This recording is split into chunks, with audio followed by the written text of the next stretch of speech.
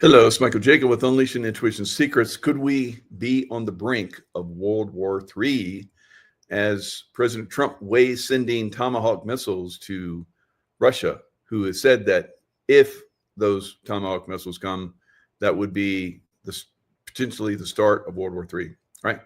So I don't see President Trump doing that. I think, he's, trying to get Russia to come to some kind of negotiating table. It's just threatening. Sometimes empty threats, if you do them enough, they start to deteriorate as far as like a tool in convincing people to come to the table and talk. So I don't know what he's thinking about this. Definitely sending Tomahawk missiles that are nuclear capable to Ukraine would be not very smart, because for one, those Tomahawk missiles would absolutely have to have U.S. soldiers to man and deploy them, and it would be U.S. technology that would have to be utilized, because Ukraine doesn't have that, to guide those missiles and so forth. So it's not something that I think is going to happen. But if it does, look out. All right. So let's look at, some of the things that are going on out there. Let's look at, how Russia is basically devastating Ukraine right now. I've talked about this for a while. I said that at some point we're going to see Russia just roll over the entire landscape when the Ukrainian army is completely decimated, right? And we're close to that now. So you look at several different people that cover this. The Military Summary is an excellent one. Just look at the headlines. I watch all of these every day. Not all of them, but as you can see, I've watched these videos. All right. They got the little red line. That means I've watched them. All right. Kazatsky has fallen. It looks like they made a deal, probably surrendering, going all in, Tomahawks in exchange for. So Zelensky wants Tomahawks because he thinks if he gets Tomahawks, he can stay in power, because there's supposed to be, another. They're not going to do it because they haven't done it in years. Another election, I think, in November. But they're under military, martial law. So that they can't do an election under martial law, or at least that's what Zelensky had them, or, their politicians made it so that was the case. Of course, we can always vote here, and we always have during war, even during the Civil War, we voted. So Zelensky's true plan revealed. The defense has collapsed in Pokrovsk. It's encircled. Blackout in Kyiv as Russian missile strikes on a pretty much daily and nightly all across Ukraine. They're blowing up all the power plants, all the oil factories, all the train stations.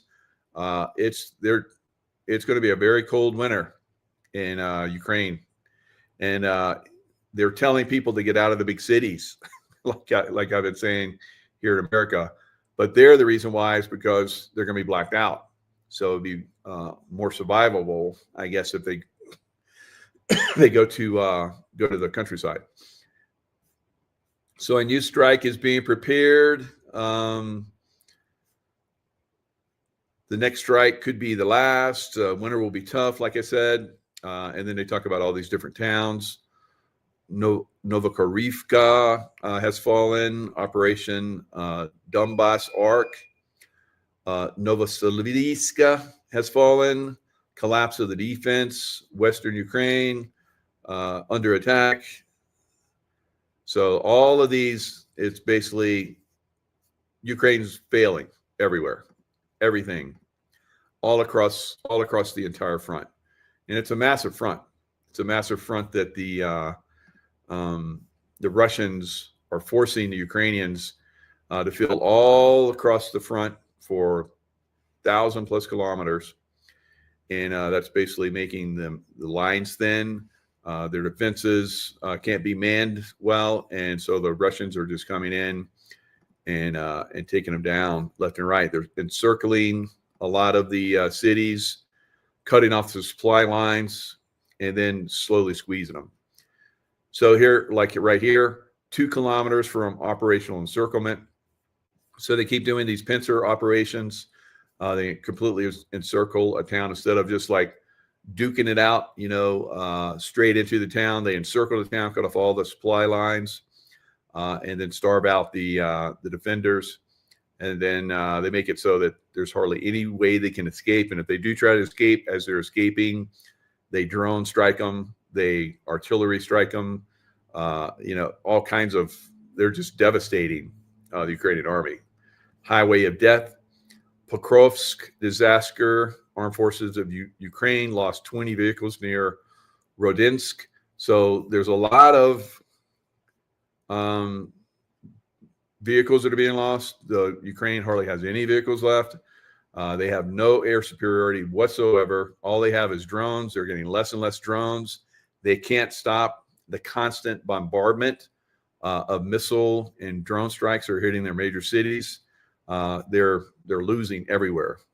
And so for some reason, they think that if they get some Tomahawk missiles, now when they had the Patriot missile batteries to protect Kyiv and some other places, the Russians found them and destroyed them, destroyed all of them. And they were supposedly America's like indestructible battery, right? They couldn't get at it because but we saw that the Russians have missile systems that are way beyond speed of sound, and they can come in, and the Patriot missile batteries can track them, and they'll fire 3 or 4 at one missile and take up that one missile, but there's like 3 behind it, and bam, just takes out everything. So I don't know that the Tomahawk will be any more effective. It could be, because we'll see. I don't know. Maybe they're more. They're faster. I don't know. I know they're shot from ships, oftentimes dropped from aircraft, bombers, and so forth. They're very effective missile system. So that the fact that Ukraine may get them, there's a lot of talk about it, may get Ukraine or Russia to the bargaining table. That's the intention of it, obviously, and I don't think Russia's flinching. And why would they? But they're telling America, they're pretty much coming straight out and saying that if you send those, it's pretty much an act of possible nuclear aggression, and we will meet that, right? So we saw that with the Biden administration. So we don't want to see that anymore, right? So I don't know what kind of little game Trump administration's playing here, but maybe it's just like, we're going to say this and you do that and continue to take down the Nazis and the NATO. I don't know. But it is, we have to be aware that this is pushing in a direction that's very concerning, right? So let's look at other defeats of Ukraine. It's a disaster in Ukraine. You think some Tomahawk missiles coming in is going to save this army? 5 elite Ukrainian groups raised the white flag and surrendered. Pokrovsk lost pretty much. Let's get to the videos. Disaster in Kupiansk, Ukrainian troops trapped. 5 elite Ukrainian groups raised white flag. Pokrovsk lost for Ukraine. 160,000 soldiers flee the front, raising a white flag. Pokrovsk disaster, Ukraine fell into 3 cauldrons. A cauldron basically is where they pretty much encircle the city, and anyone that tries to escape, they basically, like I was talking about, they get droned, and they basically get blown up, right? If they wait too long. So total collapse, Pokrovsk falls, total blackout in Ukraine, 10,000 elite soldiers raise a white flag. So every day in Ukraine, it's a disaster. Russia is annihilating the Ukrainian army. All of NATO, and while the 4 years while the Biden administration was in, and they said hundreds of billions of dollars. I think they sent over $1 trillion in money that was a lot of it was laundered, of course, and then also supplies, which depleted United States supplies. So it's pretty much a disaster for NATO.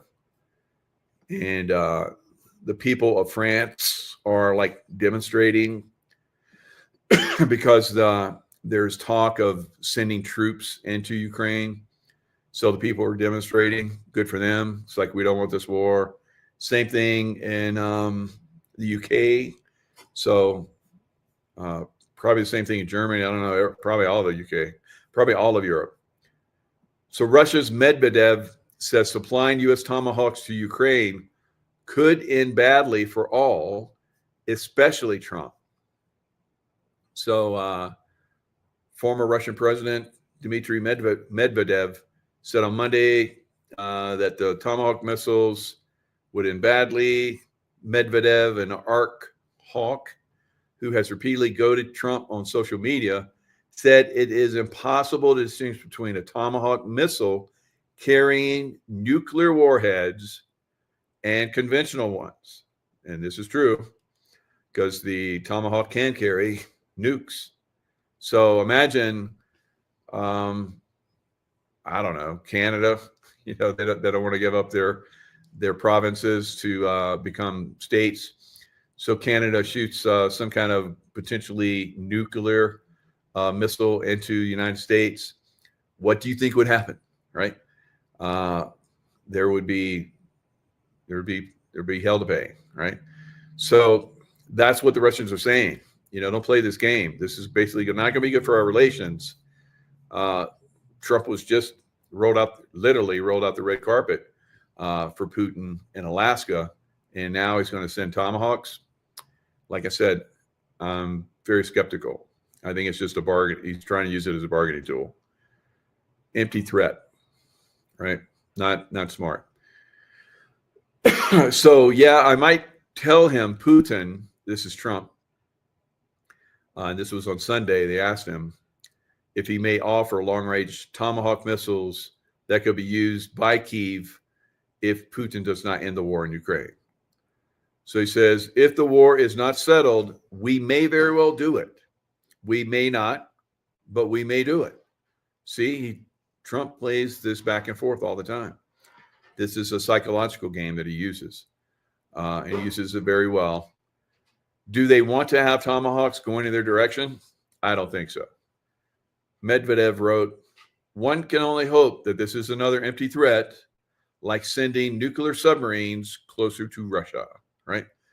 So I would say it is. I think Trump and Putin are like, they got some kind of little game going on where it's like, you do this, I'll say this, and don't worry, I'm not going to do anything. But you keep slaughtering these idiots, these Nazis that keep coming to your Russian front, and that's really the way it is. Russia is hardly losing anyone but the Ukrainians, and of course, the people that are coming from all over Europe to fight in Ukraine. They're being annihilated by Russia, absolutely annihilated. So it is. I know Trump wants to end. He's like the peace guy, but this is something that needs to happen, right? It's like all of the crazies that are here in our states, in these big cities. Something's got to give there, right? Just like it happened in Ukraine. So Ukraine got way out of hand. The Democrats in all the big cities are way out of hand, right? I don't see us shooting Tomahawks into these cities, but maybe, guys. I don't know. It's. I think it's going to get pretty bad in a lot of these cities. So it's kind of up in the air, what they're going to do.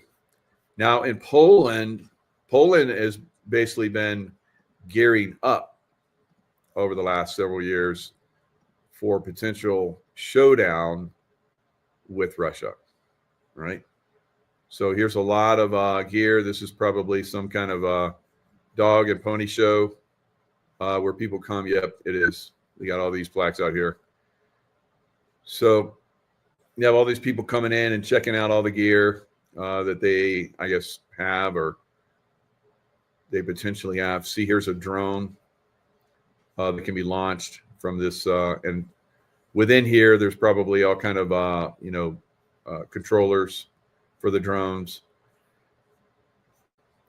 So there's Russia as a Russian aggression, whatever, turns west. Poland says it's ready. Warsaw has doubled the size of its military since 2014 and boosted military spending to nearly 5% of GDP. All right. So Poland, do you remember how the Soviet Union just rolled right over you? Right. So maybe that's why they want to get, bulked up with weapons. I don't know. But they're not going to stop Russia. If Russia decides to come into Europe, which there's no reason for them to come into Europe. All they're doing is protecting their border from Nazis. Ben, maybe some of these European Nazi, countries, they might have to take care of business in them, right? So I would think it's very unlikely, but if Putin were to somehow pass over and Medvedev would take over, yeah, or Russia would basically take over Europe, right? And they would take it over. There would be no stopping the Russian army because there's nothing in NATO, nothing that could even slow down the Russians if they really wanted to go in. So what Europe should be doing is making peace, making friends, and doing trade deals with Russia, so there is no war. But they keep pushing. They keep the verbal assault on Russia. They're taking away all their money and trade and stuff that there were in banks. They seized all their money. This is unprecedented for one country to do that to another country. So it's not really looking good for Europe. So the only thing that can save Europe is if a grown-up shows up like Trump, right? Because they're all children. They're all communist children that think that they can just steal from their people, and their people are going to just let them. At some point, I think the people, just like we saw in the Soviet Union, are going to stand up and push back and take back their countries. All right. So at this point, I don't know. Now, I did a special show earlier on silver. There is a massive gap in the price of silver on the basically the metals exchange, COMEX, and it's a much lower price than what the actual prices things are being sold for. So right now, silver stands at $52.82 for spot price, and then for the futures on the COMEX, it has been going up quite substantially all day.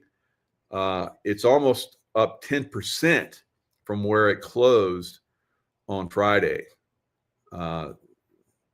since trading opened last night and into right now. So right now it's up another almost 2%. It was up over 7%.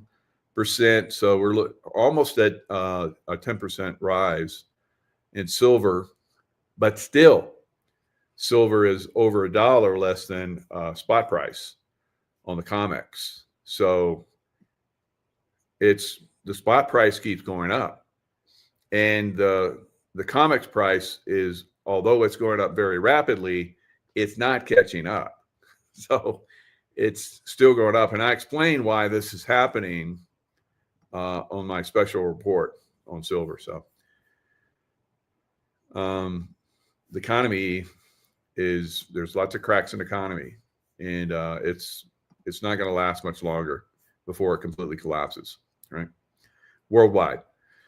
Right, breaking. North Carolina to redraw congressional maps to stop California. So California, everyone's leaving it. Lots of people hate the government, the vampire who is the governor. And President Trump delivered countless victories during his first term in office.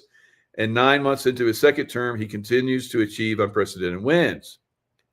However, now Texas just redrew some of their redistricting. And so there's going to be more Republican congressmen.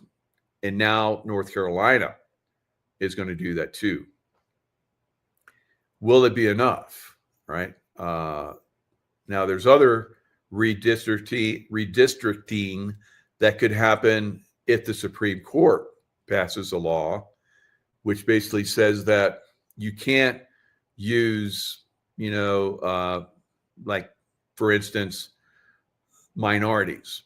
Like if you have a lot of blacks in a certain area, or Hispanics in a certain area, or Africans in a certain area, so Somalis, whatever, you can't use that lower number to basically over redistrict. And if that happens, that would free up 19 different positions for Republicans. So that would stand as common sense. Whether that happens before the midterms remains to be seen. But it looks like they're really, pushing very hard to make sure that the Democrats don't completely take over the House again. And if they do, that will be a disaster for America. There's no question about it. All right. And if they get hold of Senate again, like they did, they got hold of a House the last time Trump was in office in the midterm. He was basically, he had the, like he does now, he had obviously the presidency, the Senate, and the Congress. Couldn't get a lot done because he had all those rhinos in there. So a lot of the rhinos have been cleaned out, but the numbers still aren't high enough to, push back on a Democrat surge, right? So we'll see what's going to happen coming into next year. We'll see in the springtime, how effective the Democrats are in cheating, right? And brainwashing their people to vote for them. It is it's a destruction of America, absolutely, if Trump doesn't get the White House and the Senate in his next 2 years, right? And it's incredible that we're coming up. We're not even done with a year yet, but we're coming up on. It usually is about 9 to 10 months out where things really start to kick for the midterms, and there's a lot of focus on that. So it's crazy. It's just like a nonstop. We're at war. We're at war with the enemy within. That enemy within is the Democrat Party and their minions. It's a mess. A lot of people still don't understand that or see that, and we want America's gone. You might as well just move, right? I don't know where you're going to move, but because if America doesn't win, then the rest of the world's pretty screwed too. But that's pretty much where we're at. America is right on the verge again of collapsing. Even though Trump has done all this stuff, he's done a lot. So I still think he's the greatest president ever. But even though he's been the greatest president ever and has done more than any other president, has kept almost all of his promises, almost, right? You can bet if there's not a massive pushback on the Democrat Party, that will probably happen with these cities going crazy. If that doesn't happen, America's lost, right? Absolutely lost. And moving Wolf Mother, I'm with you, Wolf Mother. I probably would move to Russia too. But if Trump doesn't win and the Democrats get control again, just like Joe Biden to Europe to fight the Russians, no doubt, no doubt. Or the Democrats will, not Putin, not. There was a time there was a someone that looked like Joe Biden that was kind of somewhat in charge, but we know that was just a figurehead. So it is going to be very interesting what happens over the next several months. All right, and we have like this 3-eye atlas, coming close to the sun towards the end of this month. It seems to be affecting the Earth and the sun. So as it gets closer, is it going to cause some kind of massive Earth change activity? So lots of different things, to look at and be aware of. If it wasn't enough that we have the Democrats and the leftists destroying our country, we also have to look at central casting, as Trump says, yes, Wolf Mother. So yes, Wolf Mother. So there's a lot of central casting going on. Of course, there's a President Trump, a couple different President Trump, central casting people out there. And but the Trump administration and the White Hats, for the most part, are completely in charge. For the most part, completely in charge. Yeah, for the most part. So we just, send it good energy, send it love, hope for the best. Put our energy and push in certain areas to try and help this thing move in the direction that it needs to go. Otherwise, if we're not active, we've already seen what happens. Now, we've had a lot of people that have come back into YouTube. All right, so the messages and the information is starting to come out again. That's a good sign. But is it enough? So we seem to be winning the information war. Not completely, of course, but we're doing better. With the educational system, putting out false information from the press.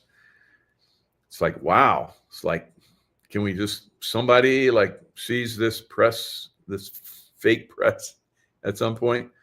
But, I guess, here we are. The guys like me, people like me, they're out here, putting out the real and true information. It's frustrating not to see it, taking over the deep state apparatus and it being shut down. And why is that? Why is it being allowed to stay there? Are they going to use that at some point? We're going to let these people peter out a little bit and then we'll just seize it. I think that's probably what it is. I don't know. But a lot of those people are, they all work together. I mean, I love Trump, but Trump he's within that group, guys, right? He's within that group. He's rubbed shoulders with all the billionaires, right? He knows them all.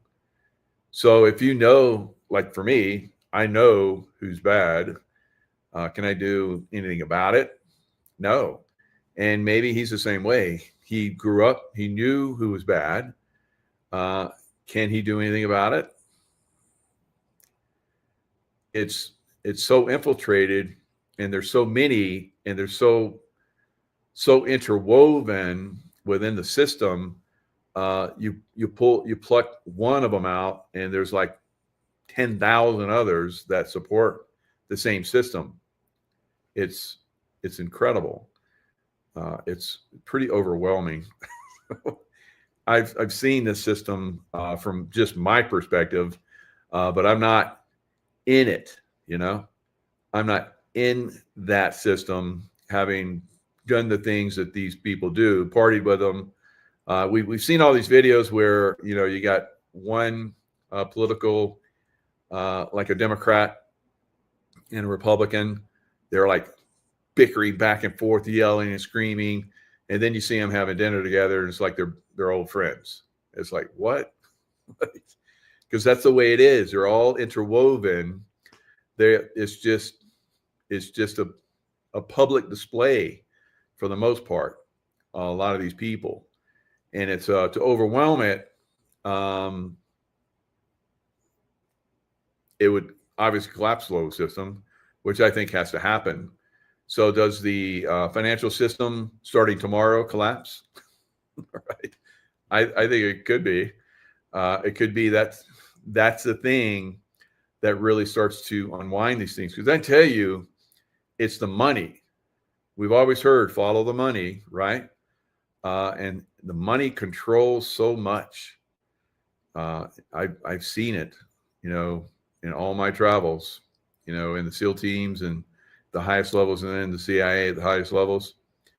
There's disgusting levels of money that's thrown around by these people. You have no idea.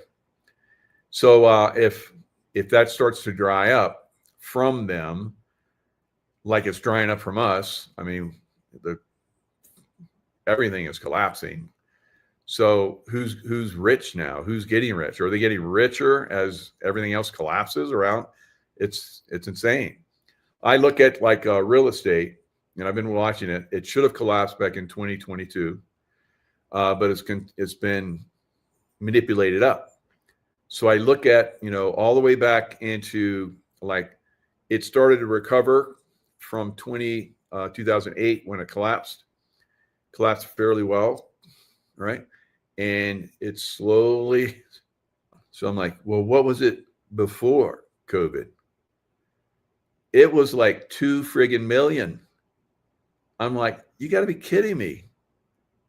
So that's where a lot of this real estate is just like, now normally real estate, if it goes up 5-8% a year, that's mag.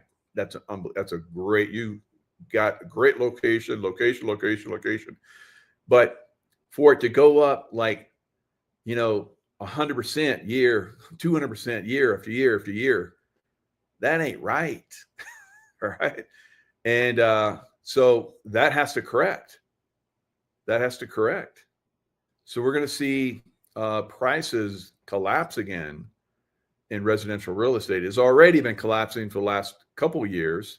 So 2022, when I said it's done, stock market's crashing, real estate's crashing, and it all started to crash in 2022.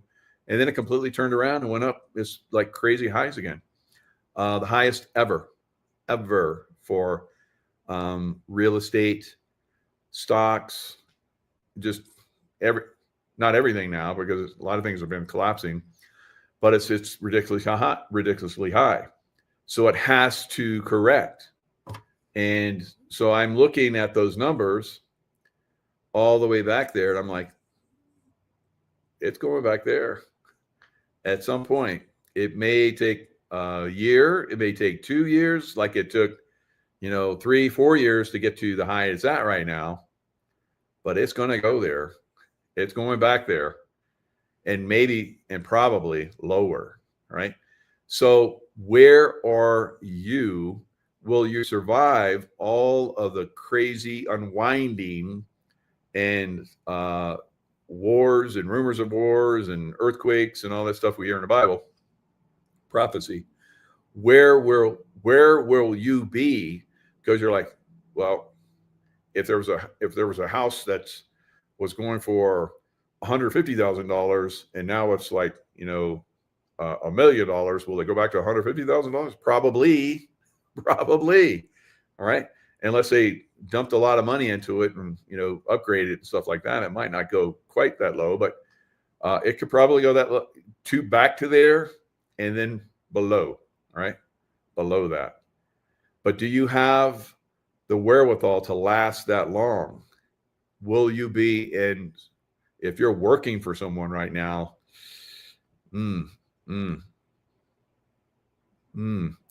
right? If you've saved up a lot of money and you have a lot of silver, I wouldn't save a lot of money. I would have it in silver. I wouldn't have any money in the bank. I'd have it in silver. All right. I wouldn't be buying a brand new car right now unless your jalopy is like collapsing. I wouldn't be going on like crazy vacations right now. I wouldn't be buying a house. Absolutely not buying a house right now. So where would you be in another year, 2, 3 years, if you could last that long? Would you have the money? Could you plan it out where you would have the money to buy that house that went to the moon, that you're like, I'd buy that house, but it went to the moon and I ain't going to buy it. I ain't going to buy a moon house. Right? When it comes back to Earth, I would buy it. You would buy it now, but where will you be in a year or 2 or 3, right? So, what line of work are you in? How much money have you saved? Or silver, again, how much silver have you saved? And if you're still sitting on money, what in the hell is wrong with you? I just want to reach through and slap a knot on your head. It's like, wake the F up. So if you have it in a bank, you might be finding out pretty soon that it ain't going to work out so good. I think we're going to see some bank failures start to pop really hard again. So think about it.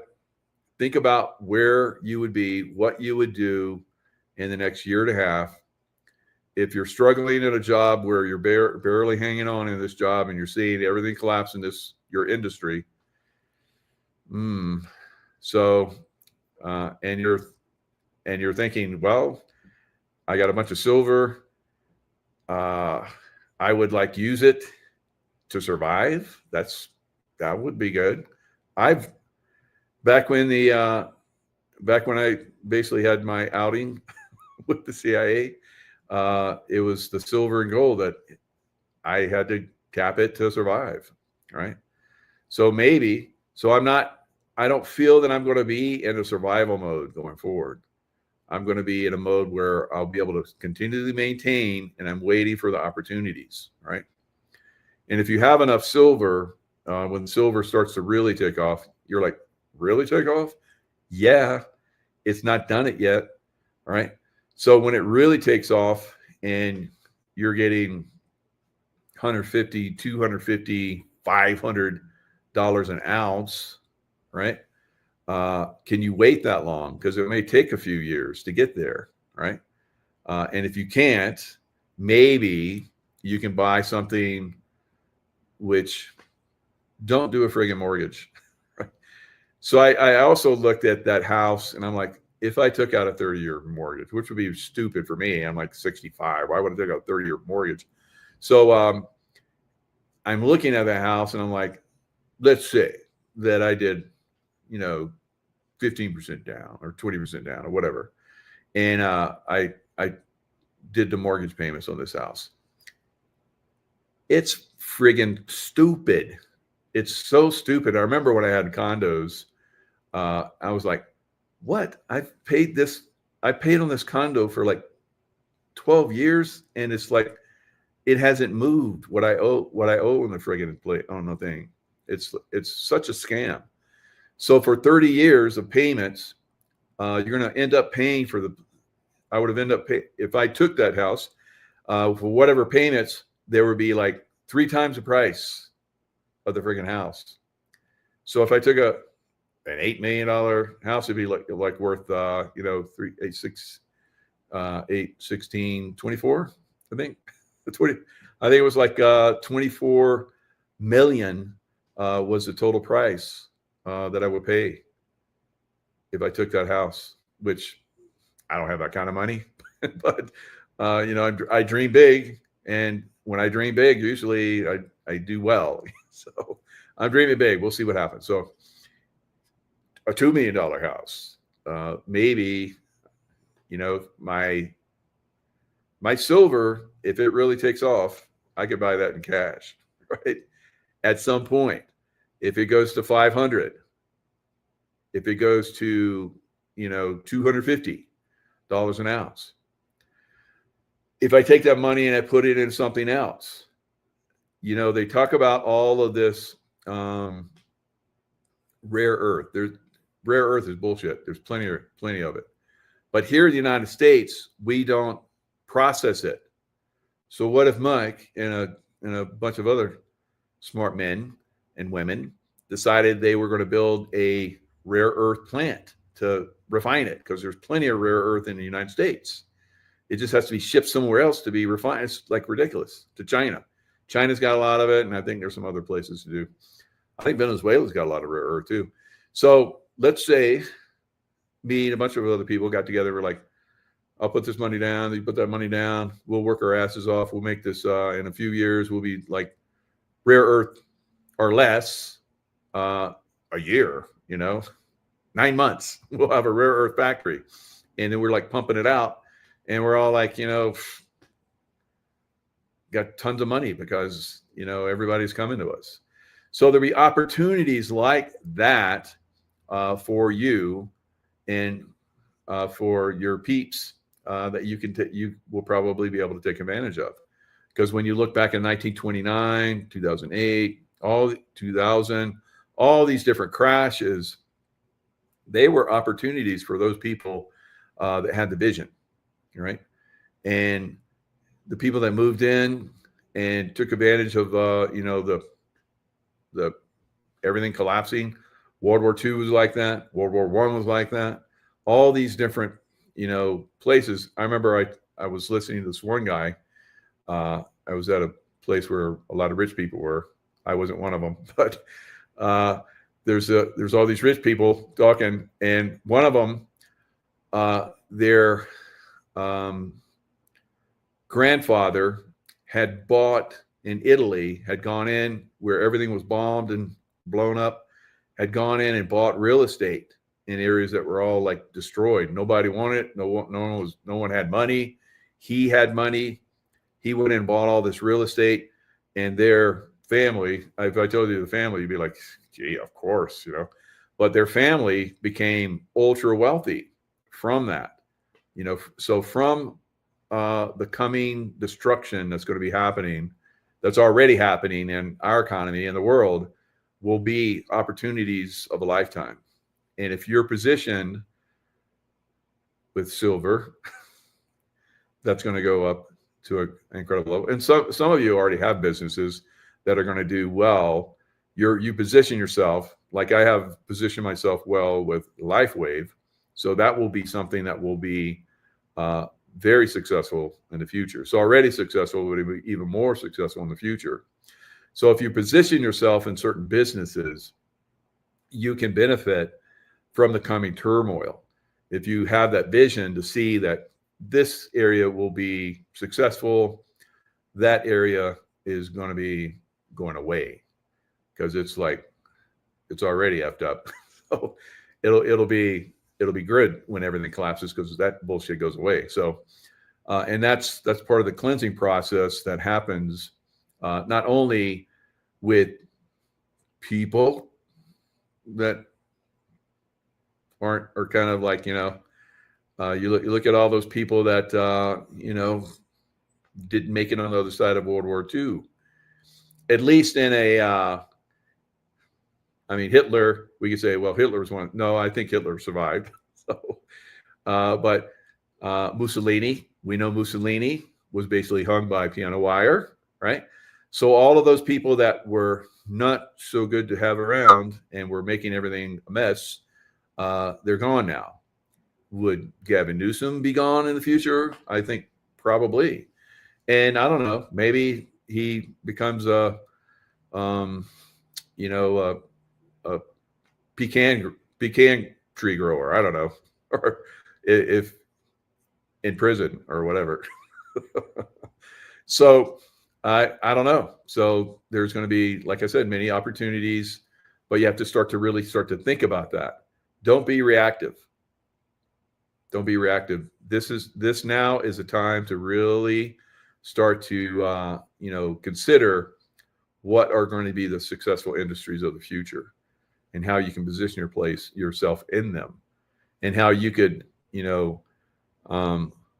grow your wealth over the next several years if you're positioned correctly, and you're out of things that are going to be that are not. Like the person that bought that multi-million-dollar house that I looked at that is now worth $8 million.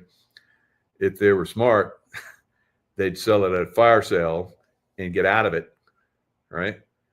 And maybe they get a sucker. So that's another thing. So there's a lot of people out there that are like me, baby boomers that have some real estate and they think it's going to continue to go up. You're not going to be that kind of stupid doesn't survive, right? You might be in a millionaire home right now, but you'll be in a shack going forward, right? So you need to start thinking about that kind of stuff too. If you're in a position where you can benefit from the sale of certain things, like real estate, you better get out of it. Better get out of that real estate. I've been saying it for years now. And if we get down to the wire, things are going to start to collapse very quickly. You saw on Friday how quickly things can collapse. That was not even a taste of what's coming, guys. Not even close. So, all right. You paint beautiful artwork. That's always, Mitch, that's always, that will always go forward. There could be a time where people can't afford that. But if you were to paint things that people could afford, even though right now maybe you get $1 million for a piece of art, in the future you might get 1,000, and that might be a lot of money in the future. So you just have to be more flexible, right, with your stuff. What you're getting for things right now might not be what you're going to get in the future. Now, there is still inflation going on, but that's part of the destructive factor that's going on in destroying this economy forever and it going to something else, right? So that's all. That's enough rambling. Hopefully you guys got something out of it. And in the future, again, there's opportunity, but only for those that are thinking ahead and seeing the patterns of things, right? Those people that were in the .com businesses that were billionaires and then pretty much lost everything overnight. They were getting, the amazing, Elton John concerts and all kind of crazy stuff. And then it just collapsed. So they didn't see, where things were going. And they got caught in a maelstrom that basically destroyed everything they had. There were so many people like that, right? So you don't want to be that. You don't want to be in that position. There's a lot of you out there that are. There's a lot of billionaires out there that will not have those billions going forward at all, right? They'll go from billionaires to thousandaires, right? So, and that's what happens in every crash. And we're going to go through that cycle. So again, you can't position yourself to benefit and not take advantage, but to benefit and, be in a position where it's going to be very successful going forward. All right. All right, guys, lots of love. Stay in the love vibration. And we'll see you guys next time.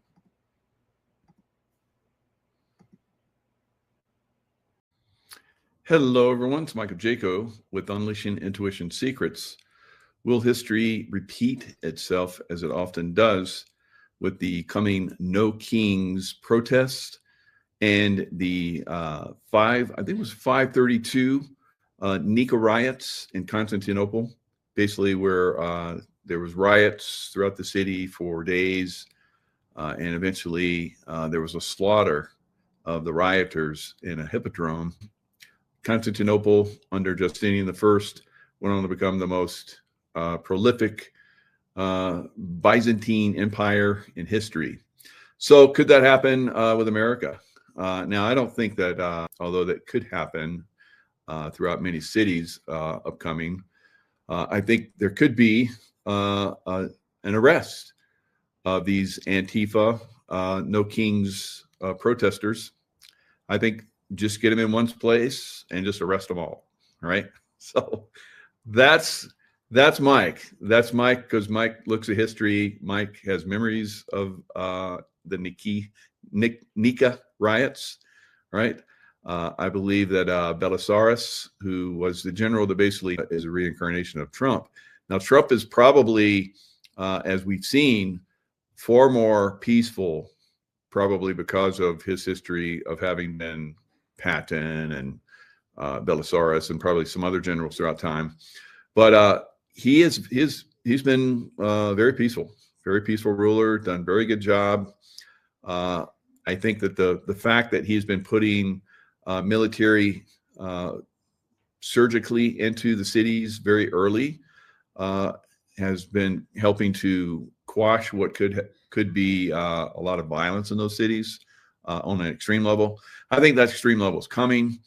I think that sometimes you have to act, and you have to act aggressively.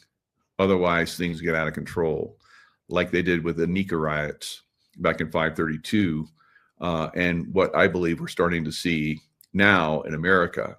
Same situation. History repeating itself once again. All right, so let's look at a little bit of history. First of all, we're going to look at Melania. So Melania Trump is, I think, doing a very good job. All right. I think many people all over the world see her as a great asset to the presidency. Great first lady, very attractive, very well spoken, educated. You know, she's like that other side of things that we've seen in the past. We've seen the opposite of what Melania is pretty much in the Oval Office for many presidencies, unfortunately. So Melania Trump says back channel with Putin led to return of Ukrainian children. The First Lady said she has been in contact with the Russian leader since sending him a letter in August expressing concern for abducted children. So we know that she is very active with the children, as is President Trump. And as many of us have been reporting, that of all of the abductions of children, trafficking of children, and the disappearance of children, unfortunately, President Trump has been more active than any other president in history. And of course, his lovely wife, Melania, is at the forefront of that as well. So now, if we look back, like I talked about in a show recently, where I talk about the white hats, the red hats, and the black hats, we have seen probably back channel type stuff that's happening. Of course, it's happening on both sides. If we look at back channel type stuff with JFK, one of the reasons why we have heard that he was assassinated from people that were part of that red hat back channel, dark hat group, right? And there is I believe, a white hat, red hat back channel, right? So, so there's like, there is this little war that's going on right now, and a lot of people are being exposed to it. And I've been in combat for most of my life. I've seen the horrors of combat. I'm seeing the horrors of combat now in America. And a lot of people are starting to be exposed to it, and they're not liking it. They don't understand it. All right. So one side has to win. Which side do you want to win? Do you want your side to win? Of course, the other side wants their side to win as well. So there is this, this back and forth that's going on right now. And this has happened, obviously, many times in history. And the one that I'm speaking of, that I'm going to highlight, is a time where to the Russians, they use that as an excuse to assassinate him, right? The red hats, right? So the red hats, I've actually had James Files on my show multiple times with Ole Demigard and others, where we discussed how he was part of basically a Red Hat group that came in and assassinated President Kennedy because he had gotten out of line, according to the deep state, right? So again, we're going to see this push back and forth of these factions. I think that President Trump is at the forefront of a President Kennedy-like faction now, and that he has Red Hat activity going on for the good guys now. So the Black Hats started, I believe, this Red Hat activity where they had these assassins, and they called them the 30 Assassins. James Files was one of those assassins. And he talked about how there's this whole group, and they have these women. All right, so we've had lots of people come on and talk about this, about how there's women that are basically come in and give these guys or with these guys, right? Kind of like a Jeffrey Epstein type situation, and Kathy O'Brien has been on my show talking about this, how they develop these girls from birth to be spies, and they pass information, they have sex with these presidents and men and so forth, and they're gathering information for the dark side, all right, the Black Hats. So the Black Hats use like Red Hats, right? So Kathy O'Brien, I would say, would have been a Red Hat that is now a White Hat, all right? I know it gets a little confusing here, but you can switch sides and you can go to the good guy side. That's what we hope everybody does, but some will not.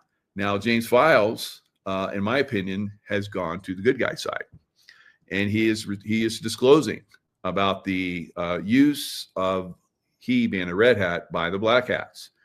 All right, so he was the assassin behind the picket fence that shot President Kennedy and blew the back of his brain out. All right, so he talks about that. He's been on my show many times, and he talked about how they would use these women. One of them was for Ted Kennedy. She got out of line, and James Files and his group came in and they suffocated her, put her in the car, and Chappaquiddick, they pushed it into the water.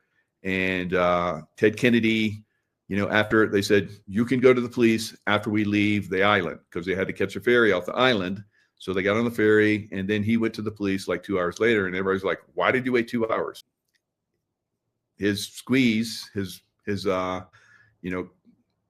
woman that's basically part of the Red Hat group that was gathering information, she was getting out of line, so they had to eliminate her, right?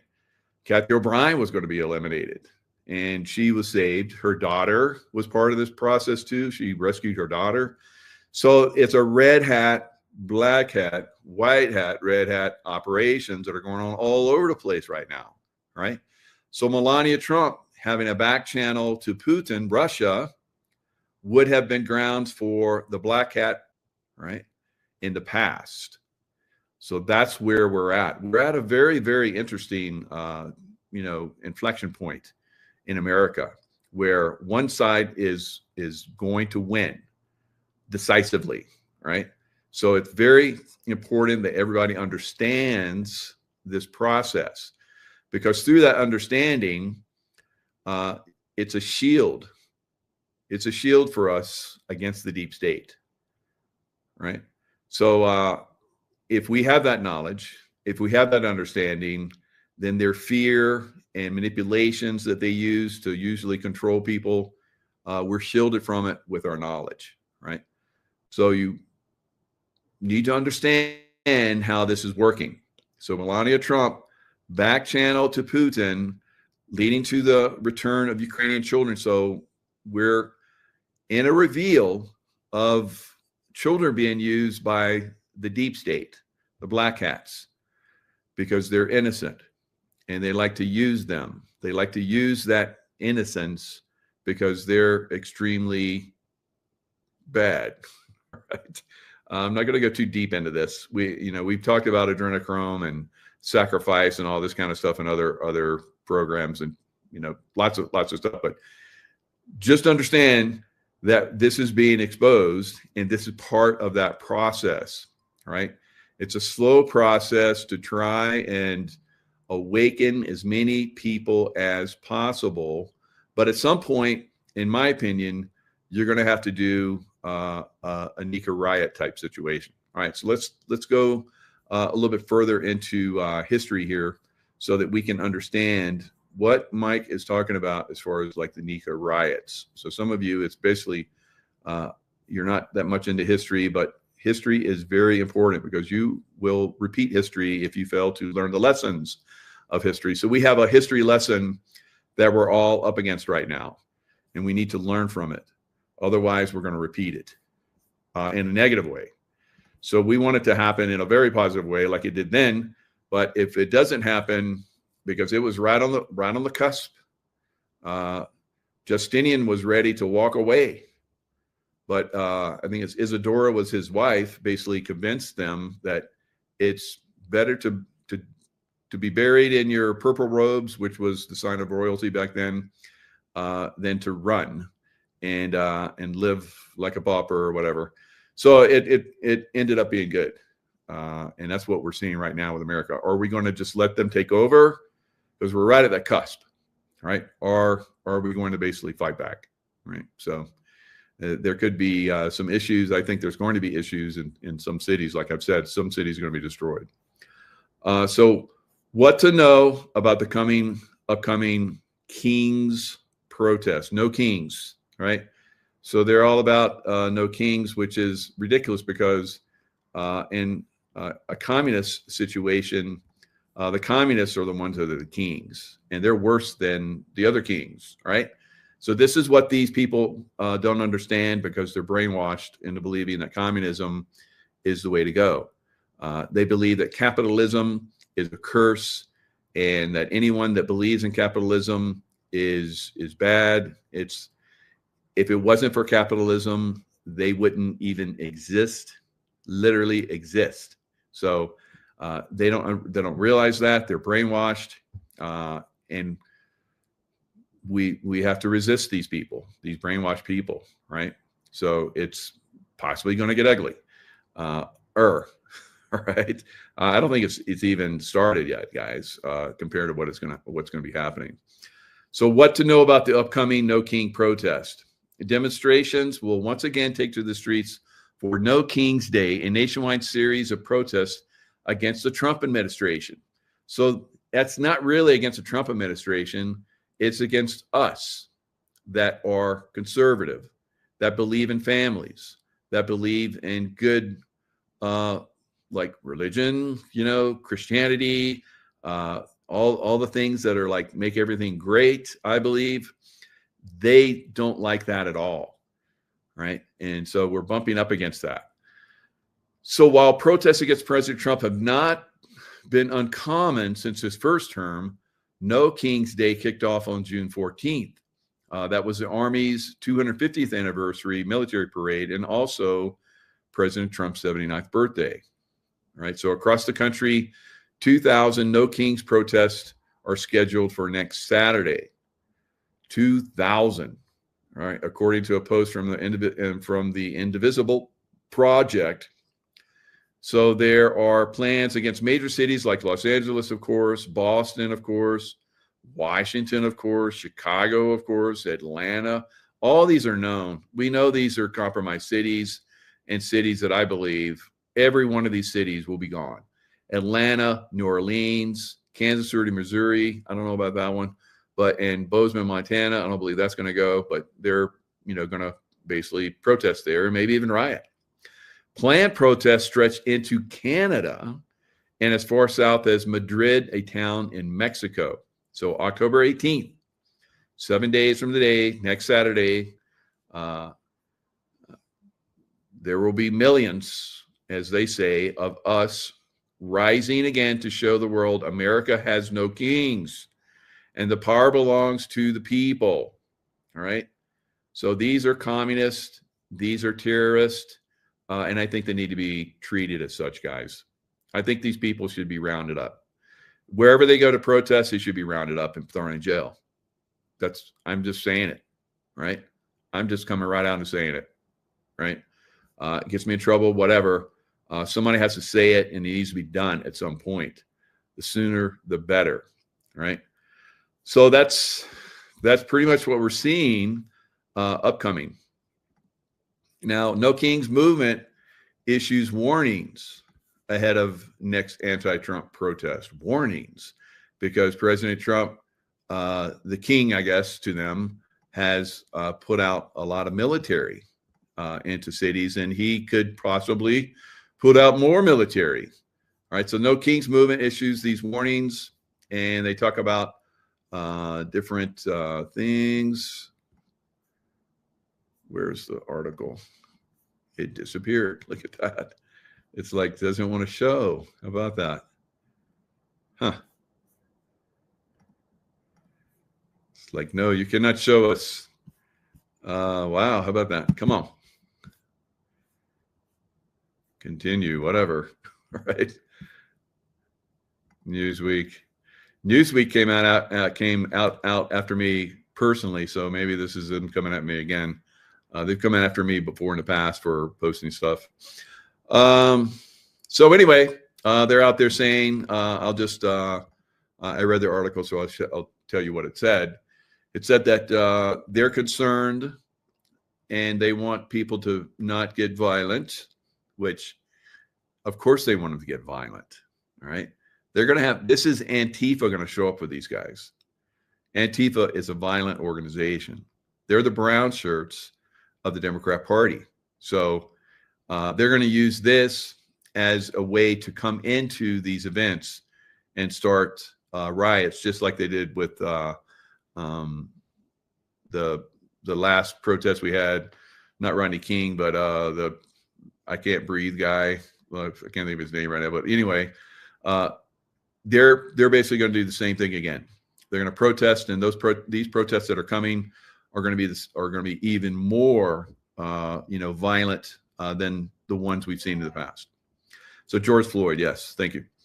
Wolf Mother. So George Floyd riots were prelude to what is coming, right? So you know how violent they were. So will President Trump this time really crank down on them? He's got to do it. He's got to do it. And will his red hats make that happen? All right. So that's what I'm looking at. So the red hats are kind of like they're dicey. They're dicey, right?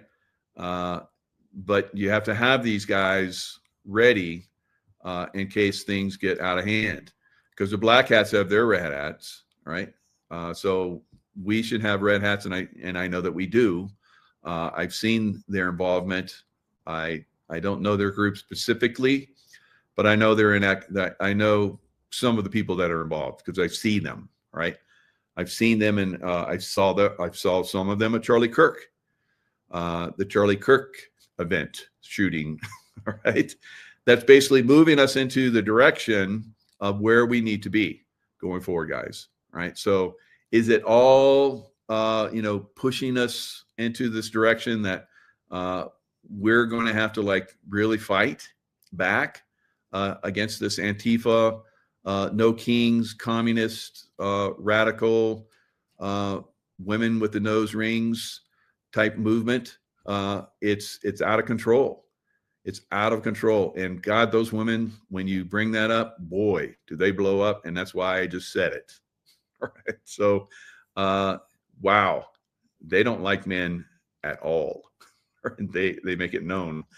So, and there are probably going to be a lot of those women that are going to be marching in these No Kings coming riots, right? So DHS adding additional protection, Department of Homeland Security adding additional protection around Boardview Ice Center near Chicago. Now, I've seen that there also have been some fencing, some heavy duty fencing going up around Washington, D.C. Was this anticipating this coming No Kings, coming riots? I'm telling you guys, if I would like, okay, you guys have your little protest, and we're going to make it all safe for you in this box. We're going to put this fencing. You're going to be safe in here. You got everybody? You got everybody here? Everybody good? Remember J6? Remember J6? Yeah. We're going to like arrest every one of you. I don't know. Maybe I'm a little over the top, but that's the way I would do it, guys. Right? And it needs to be done. At some point, if we don't do it, and we don't do it soon, it's going to get super violent to the point, because we, just like we're doing with the violent criminals that are here illegally, we need to start arresting these people because they're terrorists, right? They're terrorists. They're going to tear down America. And no kings. Are you kidding me? We've never had kings here in America, jackasses. So anyway, this is part of, the deception that they use to basically destroy what's left of America. We're teeter-tottering right now, and they want to push us over the edge. All right, so let's just put it in, they're getting ready. They're getting ready for the violence. Now, is it just for the No Kings event? No. They're going to have to build that wall, and that's going to be permanent until their No Kings movement is done. All right? The No Kings movement has been obliterated here in America. So I'm a very loving, humble, and peaceful guy, but we're reaching a point where we need to really start to take action. And if we don't do that, then we're doomed. All right. We're doomed like those back in 532 AD in Constantinople, right? At the time, it was a great empire, but it was just like America is now. It was teeter-tottering, right? The sports riot that nearly destroyed Constantinople in 532. Now, we've seen, sports riots in Europe. We've seen, winning teams here in America, they are the losing team. They riot, they burn, stuff. It's crazy. But it all pales in comparison to what happened in Constantinople back in 532. The Nika riot, alternatively referred to as the Nika revolt or Nika uprising. We hate our king. Sound familiar?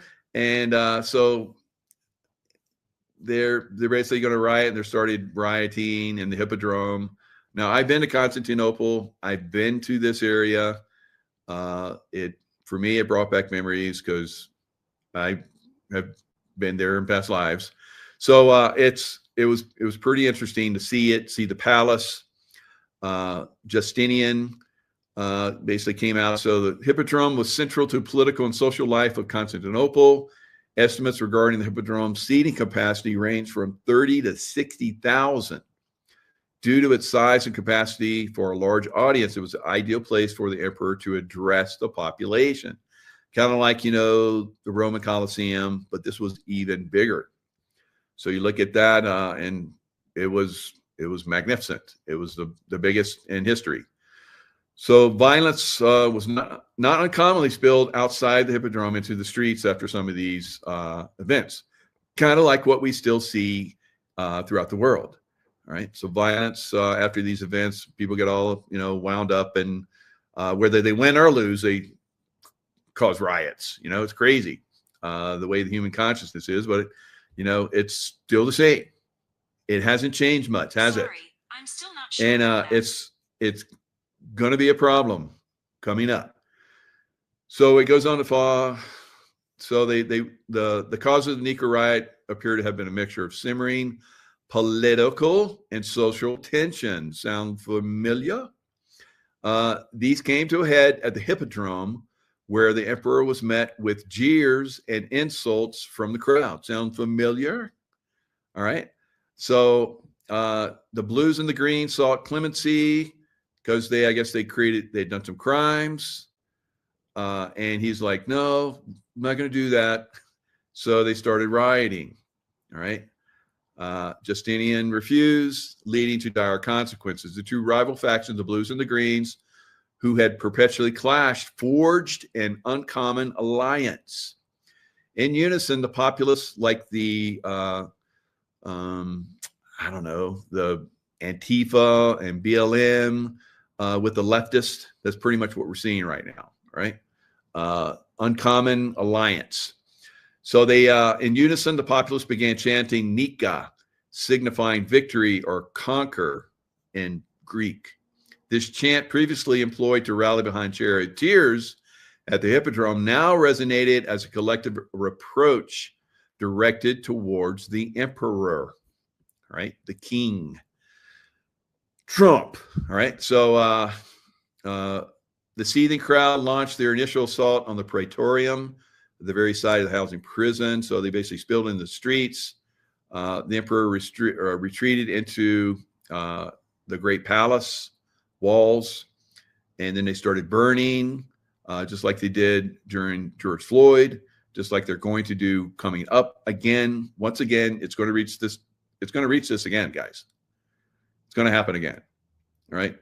So as dawn broke on the following day, January 14th, so this was the chariot races were on the Ides of March, right? Or no, the Ides of, I guess, January, whatever it was. So anyway, Justinian reappeared at the Hippodrome, his last-ditch endeavor to quell the unrest. This time, the emperor yielded to the rioters and agreed to the ousting of the deeply unpopular prefect, John the Cappadocian, and Castor Tribonian from their positions. By now, however, the rioters were beyond reconciliation. So give them an inch, they want a mile, and give them another inch, they want another mile. So that's what has been going on, I believe. All right, we've been giving these people leeway and giving them what they want, thinking that they will be satisfied, but they want more, and they want more, and they want more, and they're going to take over, and it's going to destroy everything that America has worked for the last hundreds of years. All right. A great fire spread across the Capitol, engulfing several important buildings such as the Hagia Sophia and the Senate House. The Hagia Sophia, I've been there, unbelievable. During its time, it was the most, it was impossible. No one could build what they built, but they did it, right? So unbelievable, still going there today. It's a magnificent building. The situation was made worse still by members of the Senate who opposed Justinian. Sound familiar?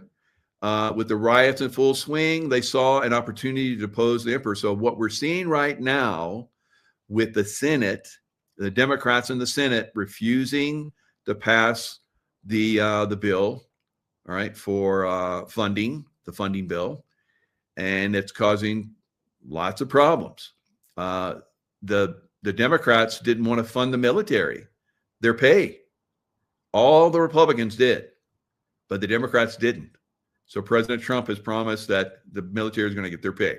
Very smart, right? So it ends up they chose somebody else. Hypatius was former Emperor Anastasius' son, I think, or nephew. And so they're like, he's going to be our ruler now. So they put him in Justinian's chair that he would be in. It would be like them going into the White House and going into the Resolute desk and putting somebody else there that they wanted there. All right. So don't think that they don't want to do that. They would, if emboldened, they would do that. So the rioters were crushed. Now, this is where Empress Theodora came in. So, you know, the women have done a really good job, you know, over the last several years of, you know, keeping things in line. So Theodora back then, you know, came out and basically said, hey, royal purple makes a fine burial shroud. So we need to hold the line here. So Generals Belisarius and Mundus, with the leadership of the troops, tasking them with crushing the rioters at the Hippodrome. So they blocked off the Hippodrome, just like I think they should block off those protesters, right, and arrest them. But in this case, because they had done incredibly evil things and they were very, unjust in many ways and needed to have justice served to them, they went in and slaughtered them, right? So they locked the doors, the soldiers and the generals went inside. So the same Grand Chariot racing area that witnessed the inception of the Nika riot became the site of its brutal suppression. The soldiers effectively barricaded all exits and slaughtered those inside. When the day concluded, had accumulated. Justinian had the ringleaders and conspirators executed, among them his rival, Hypatius. He then secured his political positions and rebuilt Constantinople. Sports riots in human history, right? Quite fascinating story.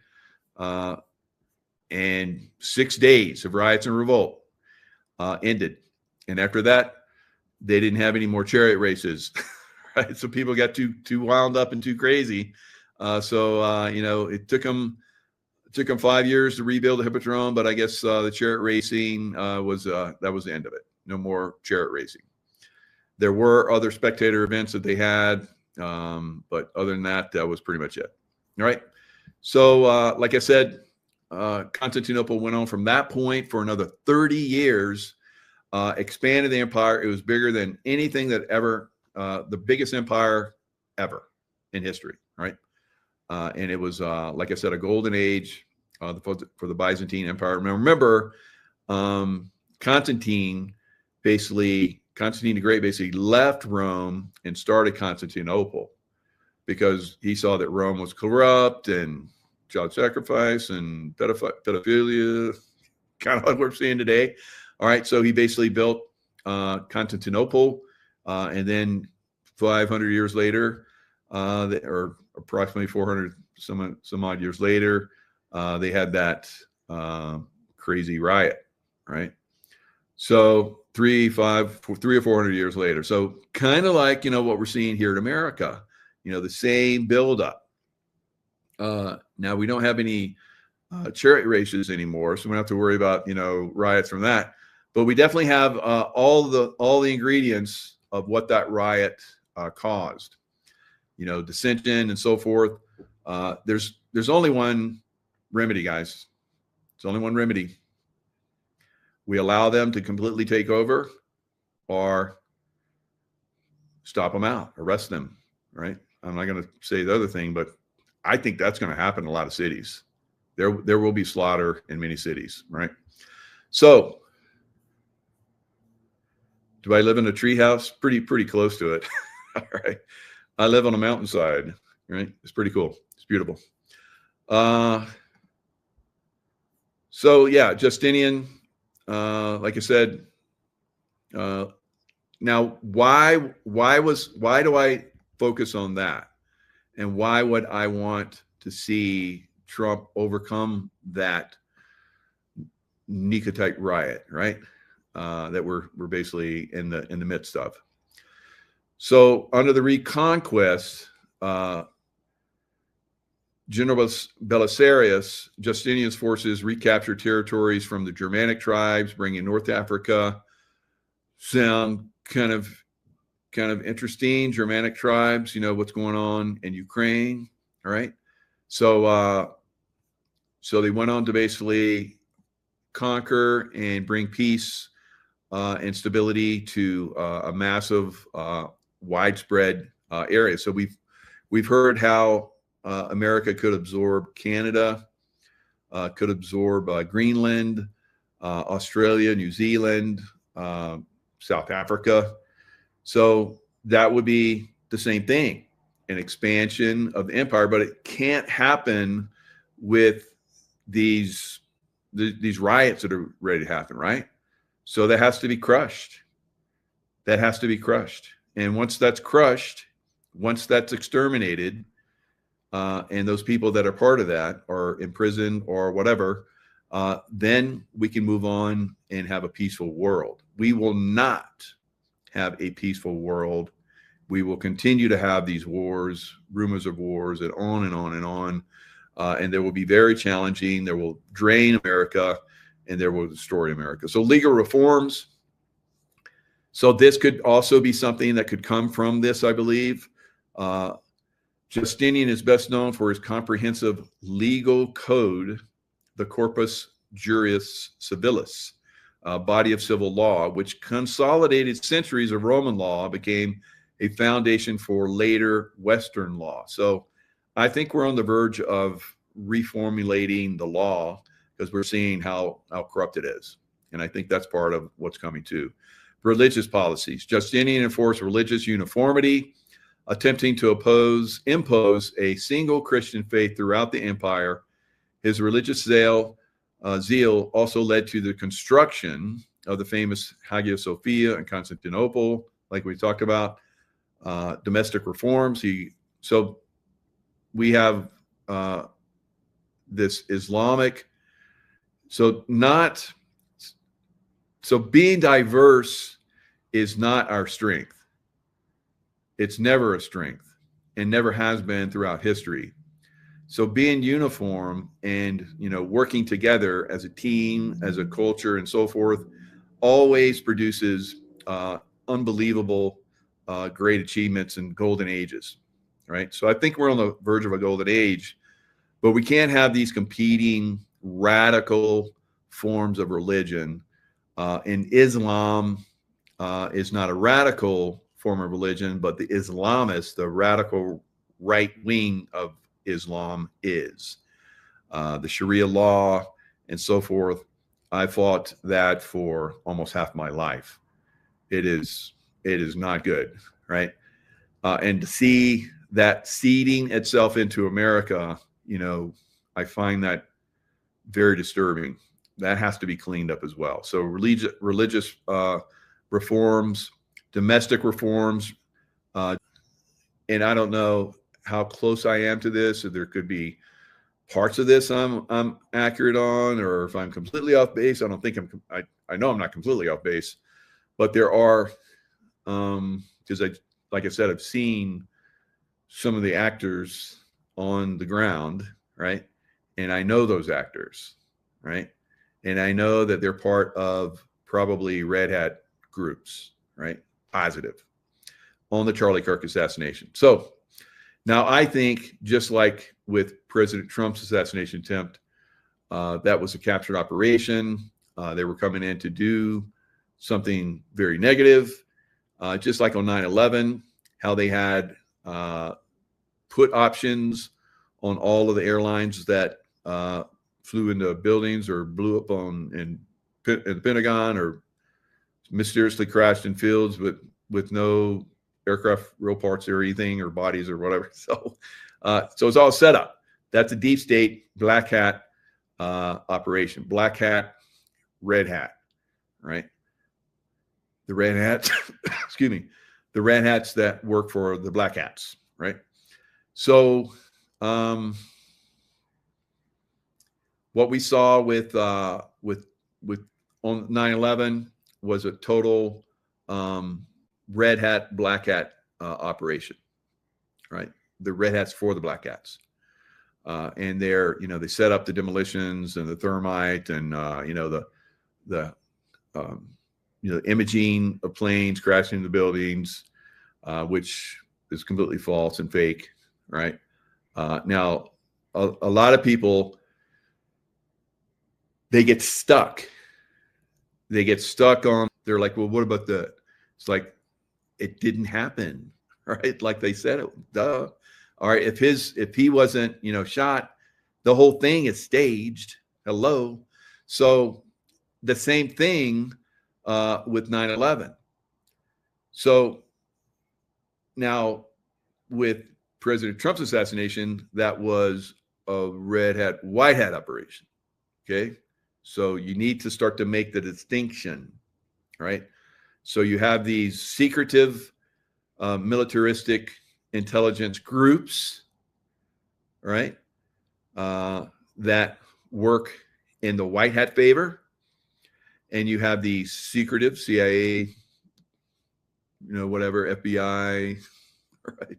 Of course, the FBI is being taken back to a certain extent by Bongino and Cash Patel.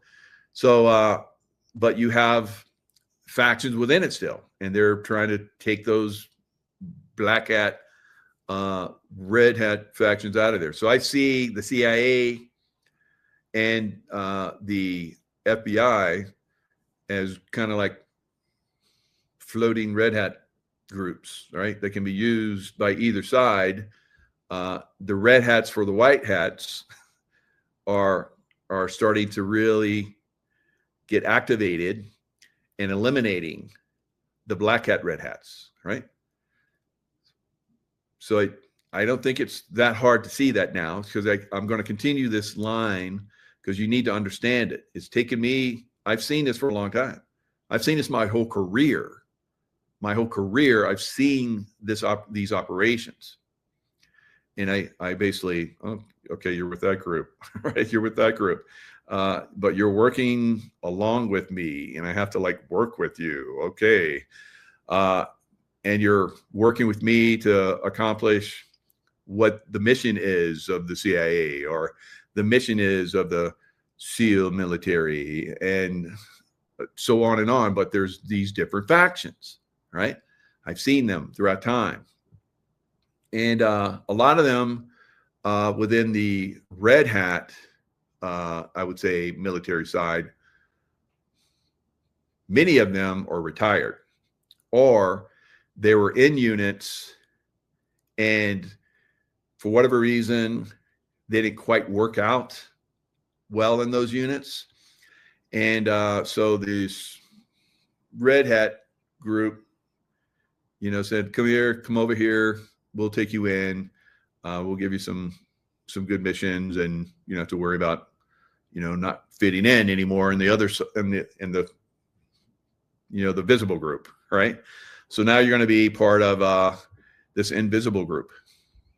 And just like I was at SEAL Team 6 and in the CIA, I was part of invisible groups, right?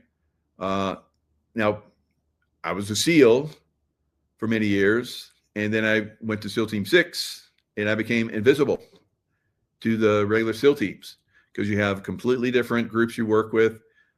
Everything's more high speed, all right? Everybody wants to go to that because it's more high speed. Now, the red hats are like that. The red hats on both sides, whether it's white hat or black hat, they each have very high speed stuff, right? Very high tech stuff. And they use that for their side, right? To either take down people on one side or another, right? Just like when we took down Osama bin Laden, right? So I was part of the good guy side. Now, Osama bin Laden was part of, think about it, he was part of the black hat, red hat team. See how this works? So I'm going to continually teach you guys over time how this works. So now there were elements within the CIA that were good, like myself, that helped find him. And there were elements within the military, SEAL Team 6, which helped to take him out. Now, remember that crash that happened with the SEAL Team 6 guys in Afghanistan not too long after the Osama bin Laden takedown? That was payback for the white hats, red hats, taking down their boy, black hat, red hat boy, Osama bin Laden. So they went after the good guys in SEAL Team 6 and crashed that helo. That was payback. It's like, oh, you want to F around and find out? That's what they did, guys. That's how this is bad games. A lot of you guys don't know these games. I do.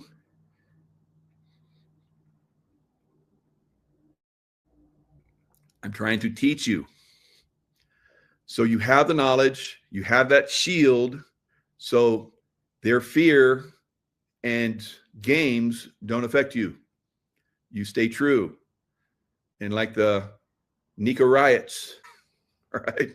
However that happens, right?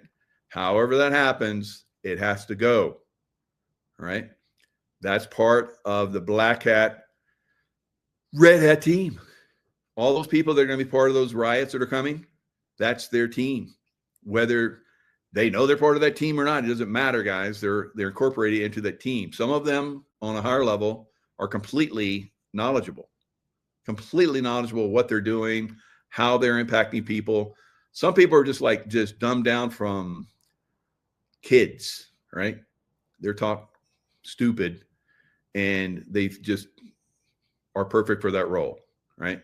And they don't know that they're in a role that's really destroying America. They think they're making America better. They hate MAGA. They hate making America great again because they burn American flags because they think, we're the problem. That we make America great, and they give them a great place to live, and they resent it. It's stupid the way they think. We know that. But we can't let them have power over us anymore. It has to stop. The Nika riots, they have to stop there. They have to stop with this coming No Kings bullshit. Stop.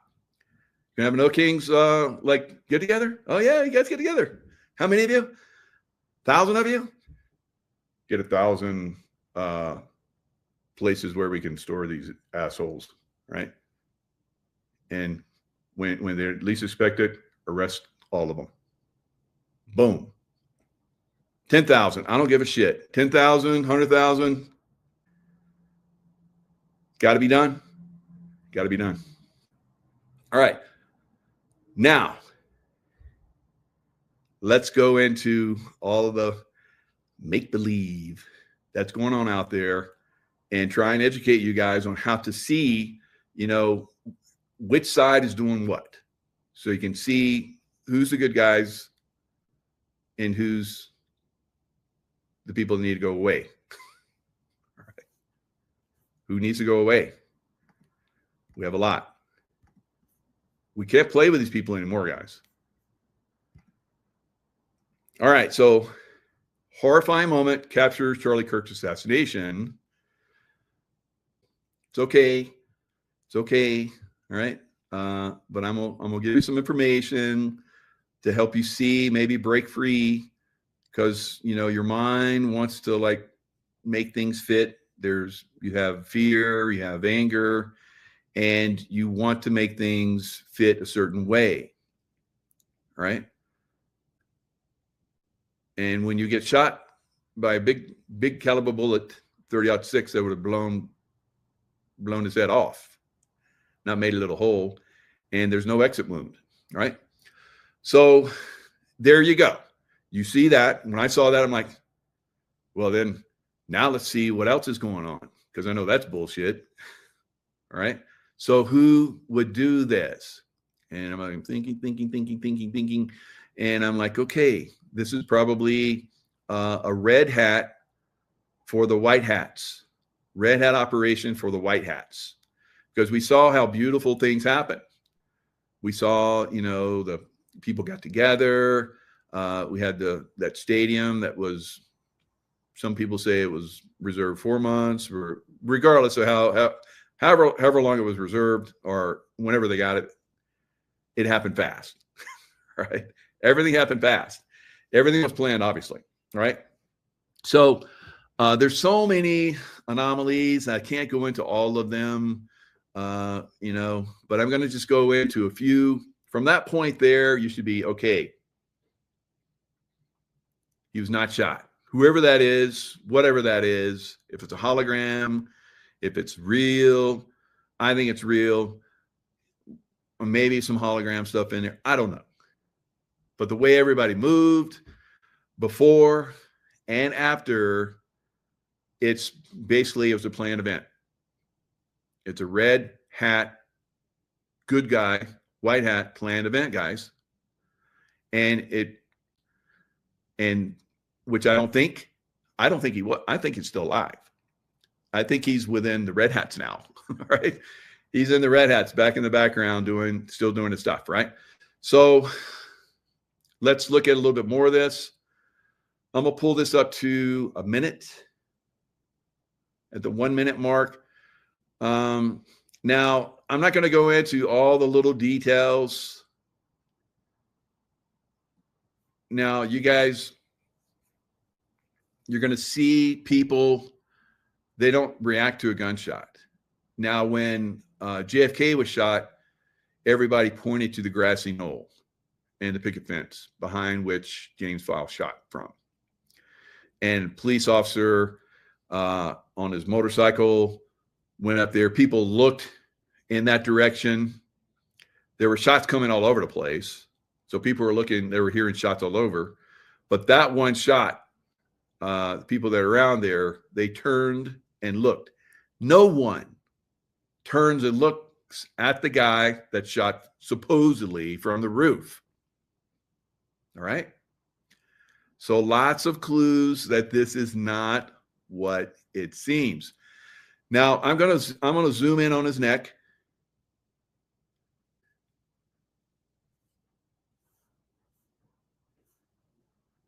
Right there. Focus right there. Counting gang violence. Great. See the flash? That's that like red pudding stuff, right?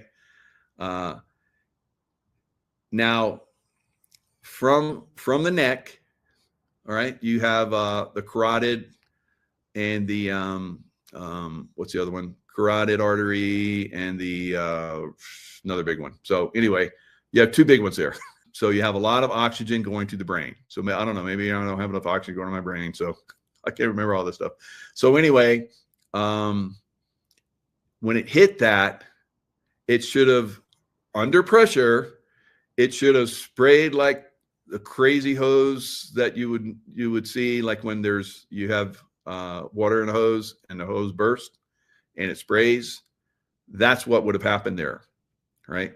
It wouldn't come out like chocolate pudding, right? So thick and just kept coming. It's like, wow, that's not natural, right? So, and any animal, anytime, any human in that condition, never, ever, right? So stop trying to make this fit. Stop yourself, right? Calm down, take a few breaths. Okay, now start to think, what is going on, right? What is going on? What's going on around here, right? So let's go back. So who could have put that together and done that? You just got to think. If it was the Black Hats, they would have like blown that up. Now they tried to blow it up. They had their comedians come on and talk about it, and they had all these other people come in and talk about it, but they were behind the 8 ball because it wasn't their operation. It'd been hijacked, just like it was hijacked for Trump. So all of those people that had, put options on President Trump's assassination on Monday were like, oh no, we put in a put option, but it wasn't supposed to be for $1 million, and they got away with that. So if I put that in, I'd be like underwater, and they'd be like, yeah, you owe a lot of money. And so on 9/11, same thing.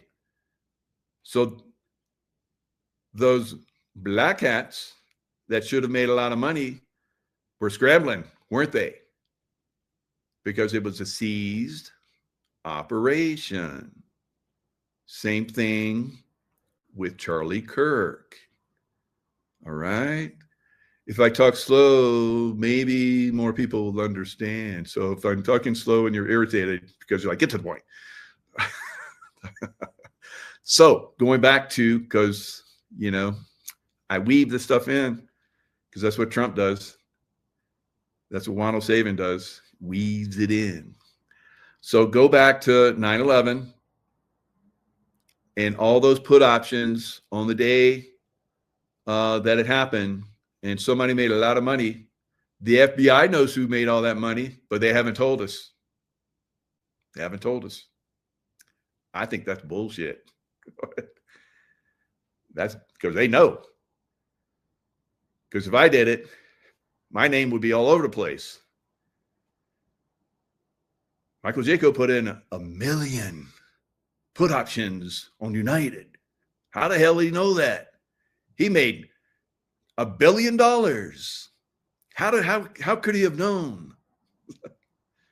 Everybody would be like, oh man, George Bush would have been, he's not with us. He's against us. You know? Oh, shut up. Oh, whatever. So black hat, red hat operation. And, you know, we had all those, the dancing, what was it? Dancing Muslims or something, dancing Arabs, but they were Israeli. Now they're trying to tie in the Israeli thing on Charlie Kirk. You know, Candace Owens, what's going on there? So I'm just watching that. I don't feel that so much, but it is out there, right? It is out there for us to look at it and go, So I don't know. They have been an issue in the past, but are they this time? Now we have the Gaza situation. President Trump did get the peace Nobel Peace Prize because he's like stopped. I think like isn't it his like 100th thing that he stopped war? Something crazy. Maybe not that much, but he's done a lot. And of course, they gave it to a Venezuelan woman that is, having people march for peace in Venezuela. That's a good thing.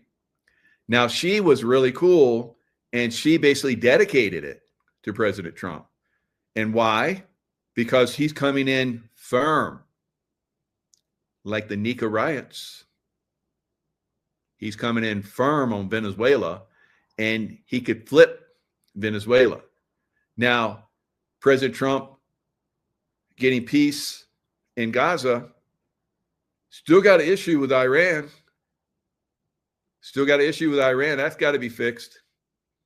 I've been in the Middle East, guys. Where did most of the terrorism and the problems come from? Iran. I'm an expert. I've been there. I know. Iran is the problem. Not all of Iran, not all of the Iranian people.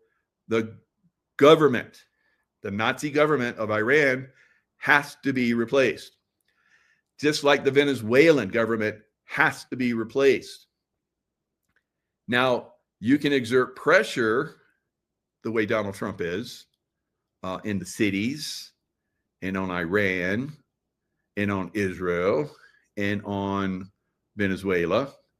He's got all these Marines landing all around, all these ships, firing missiles and boats, narcotic boats burning up in the middle of the water,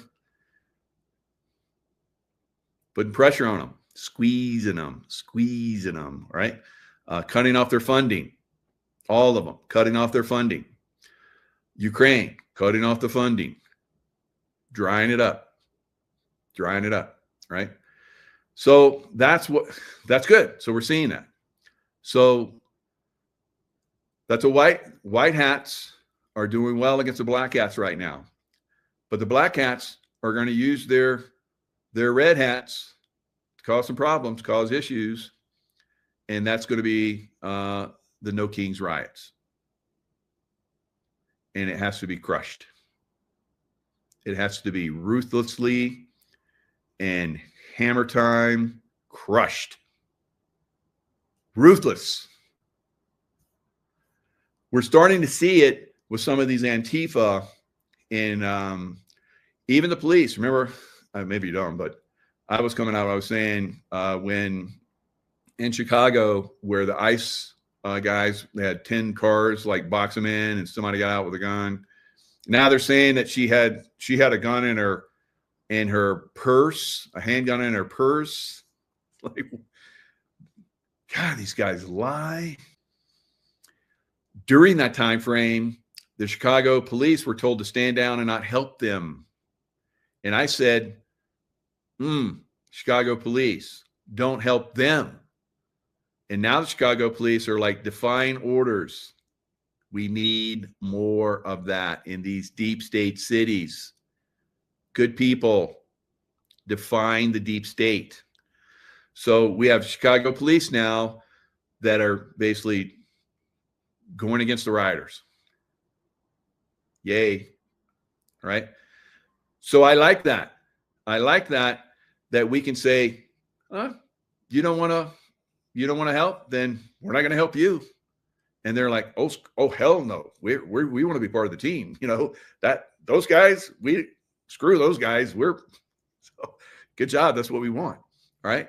So we're going to talk smack. If they don't get online, then they don't get helped, and then they go away. Right? Now, I like how I say that about Chicago guys. Good job. I can say that about California, and Californians were like, shut up, Mike. Like, what? Shut up what?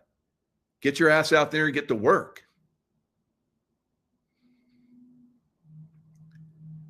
Not a lot of hope for California.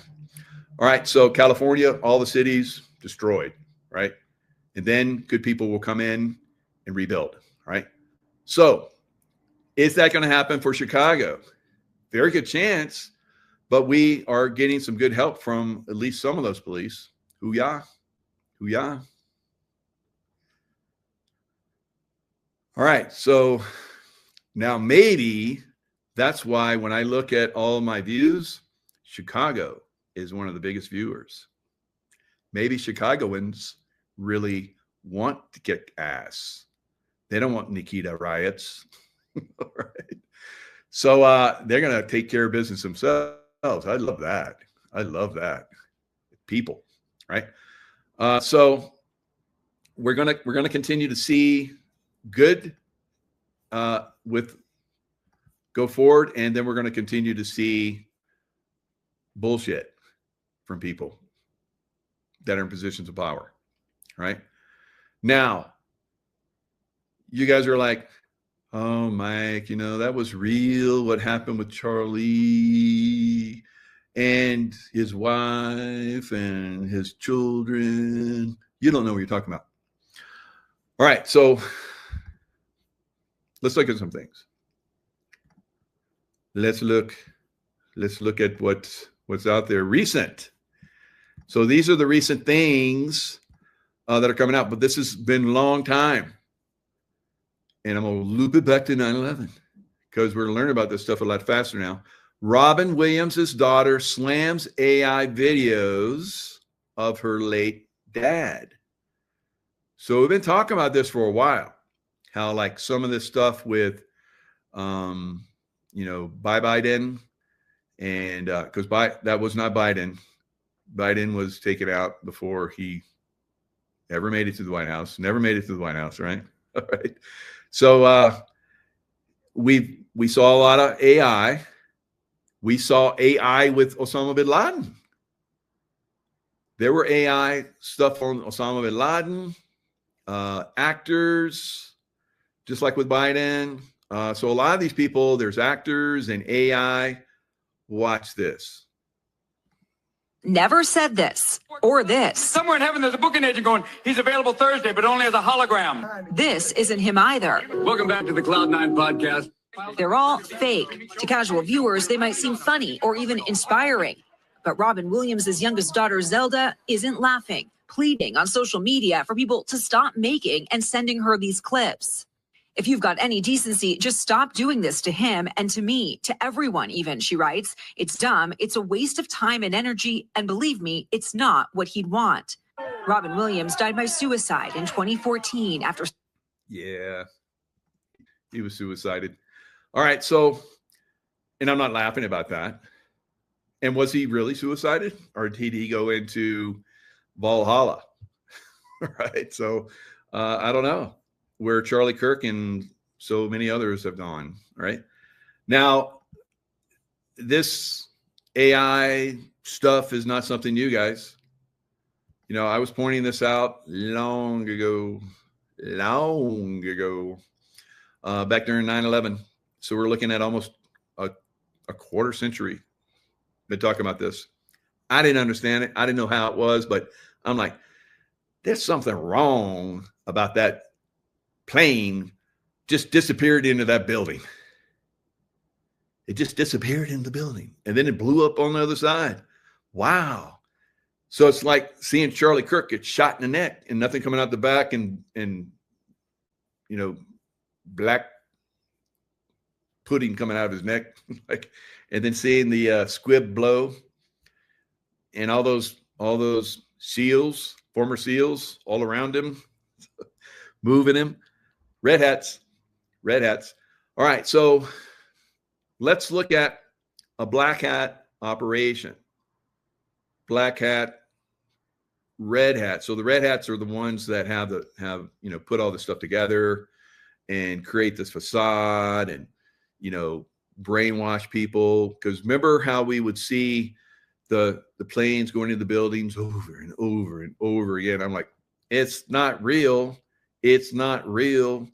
I kept saying it, and people didn't like it because there's so many other people that were like brainwashed by it. And it's like, so a lot of people are like, it's a plane. They said it's a plane. Yeah, my whole family, I saw it. You didn't see it. You saw a hologram. You didn't see a plane crash in there. So let's look at that plane disappearing into that building. Look at that wing. Just doesn't look right, does it? Now that we know CGI and special effects a lot more, that wing kind of just disappears over there. And disappears a little bit more, and disappears a little bit more, and then the fuselage disappears, then it disappears some more, and just disappears. Just disappears. Now, when you see that now, do you still believe it? How many of you still believe that? How many? How many still believe that? Huh? How many? Come on. I don't see anybody saying anything. Jugular. Thank you, James Ryan. Jugular. Yeah. So carotid and the jugular.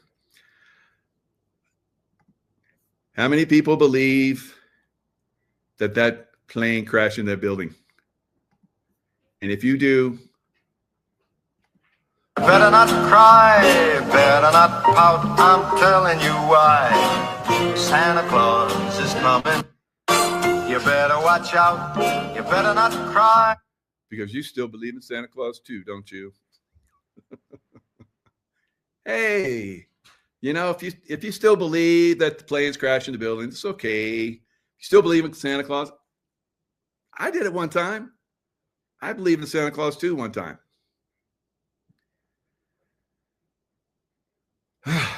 Yeah, they taught us how to believe in bullshit early on, didn't they? Brainwashing us from the beginning. And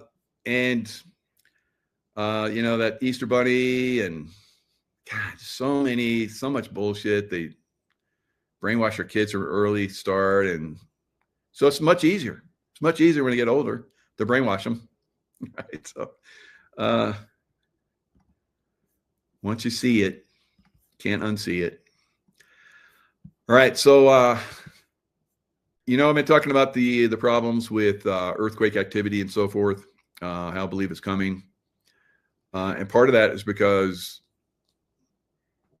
kind of like that Nika riot thing. So, and in 2012, December 2012, we were supposed to basically have a major earth change activity, and it got delayed. It got delayed so more people could wake up, right? So now we're at that point again where these earth changes are about to happen. So we're seeing a massive uptick in earthquakes, moving very rapidly into some what's going to be very catastrophic, I believe, events. Now, can they be reversed? Absolutely. We haven't seen hurricanes hitting, have we?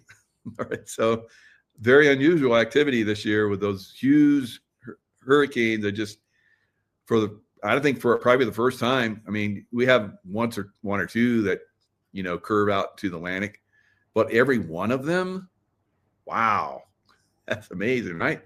Part, I believe, consciousness, part deep state, having their weapon systems basically compromised by the white hats, right? So the Columbia River. Now, when I was a very young man, hard hat diver, before I was 20 years old, I remember my sub-rescue ship, converted ocean-going tug. We went up the Columbia River to the Portland Rose Festival, most beautiful city in America at the time. And Mount St. Helens had been erupting. And so it erupted some more with ash. I remember I was at a bar one night and we came out and there was like ash falling. Well, that ash went into the Columbia River and our ship couldn't sail back down to the Pacific Ocean because there were some areas that were clogged up by all the ash. And so we were very happy because we got to stay in beautiful Portland. Now, would I like to do that now? Absolutely. That's a hellhole. That would be like, why are you saying it? Did we do something wrong? What happened? So the Columbia River, very strange things are happening. Unthinkable has shaken that sense of permanence. In August 2025, instruments and eyewitnesses confirmed the river's current suddenly reversed direction. Barges rocked as if caught in a storm. Fishermen stood stunned as waves surged upstream instead of down, and satellites captured the eerie sight of ripples racing the wrong way across one of America's most iconic rivers. What could cause such a phenomenon? Experts scrambled for explanations. Some pointed to unusual atmospheric rivers, massive storms dumping torrential rains into tributaries that overwhelmed normal flow. Others suspected seafloor pressure changes along the Pacific, where tectonic forces might have subtly lifted ocean levels, shoving water inland. A few whispered about something even darker: seismic shifts deep in the Cascadia subduction zone, the same fault capable. So little subtle things like Charlie Kirk's neck billowing out.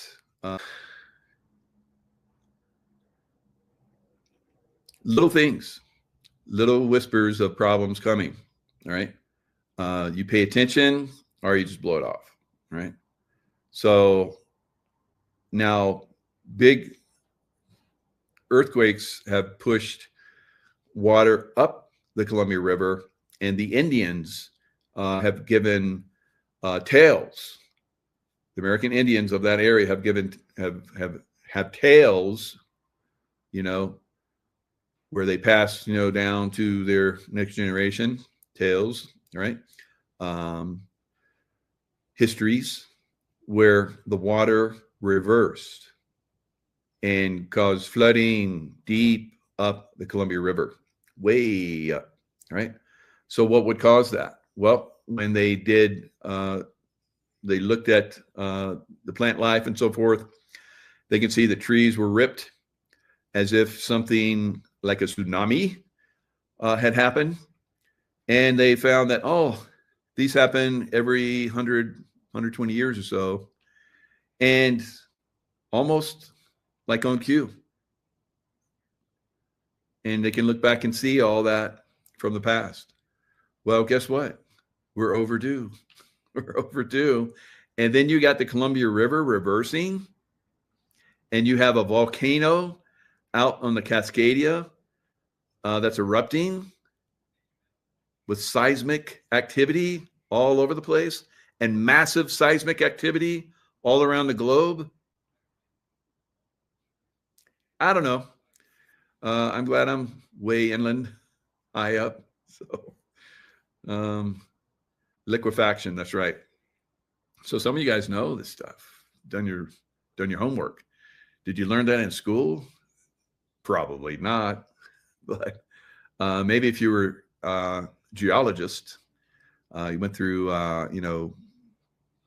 all that schooling to learn all that stuff. I wanted to do that one time, but I was like, nah, I can learn that stuff better on my own.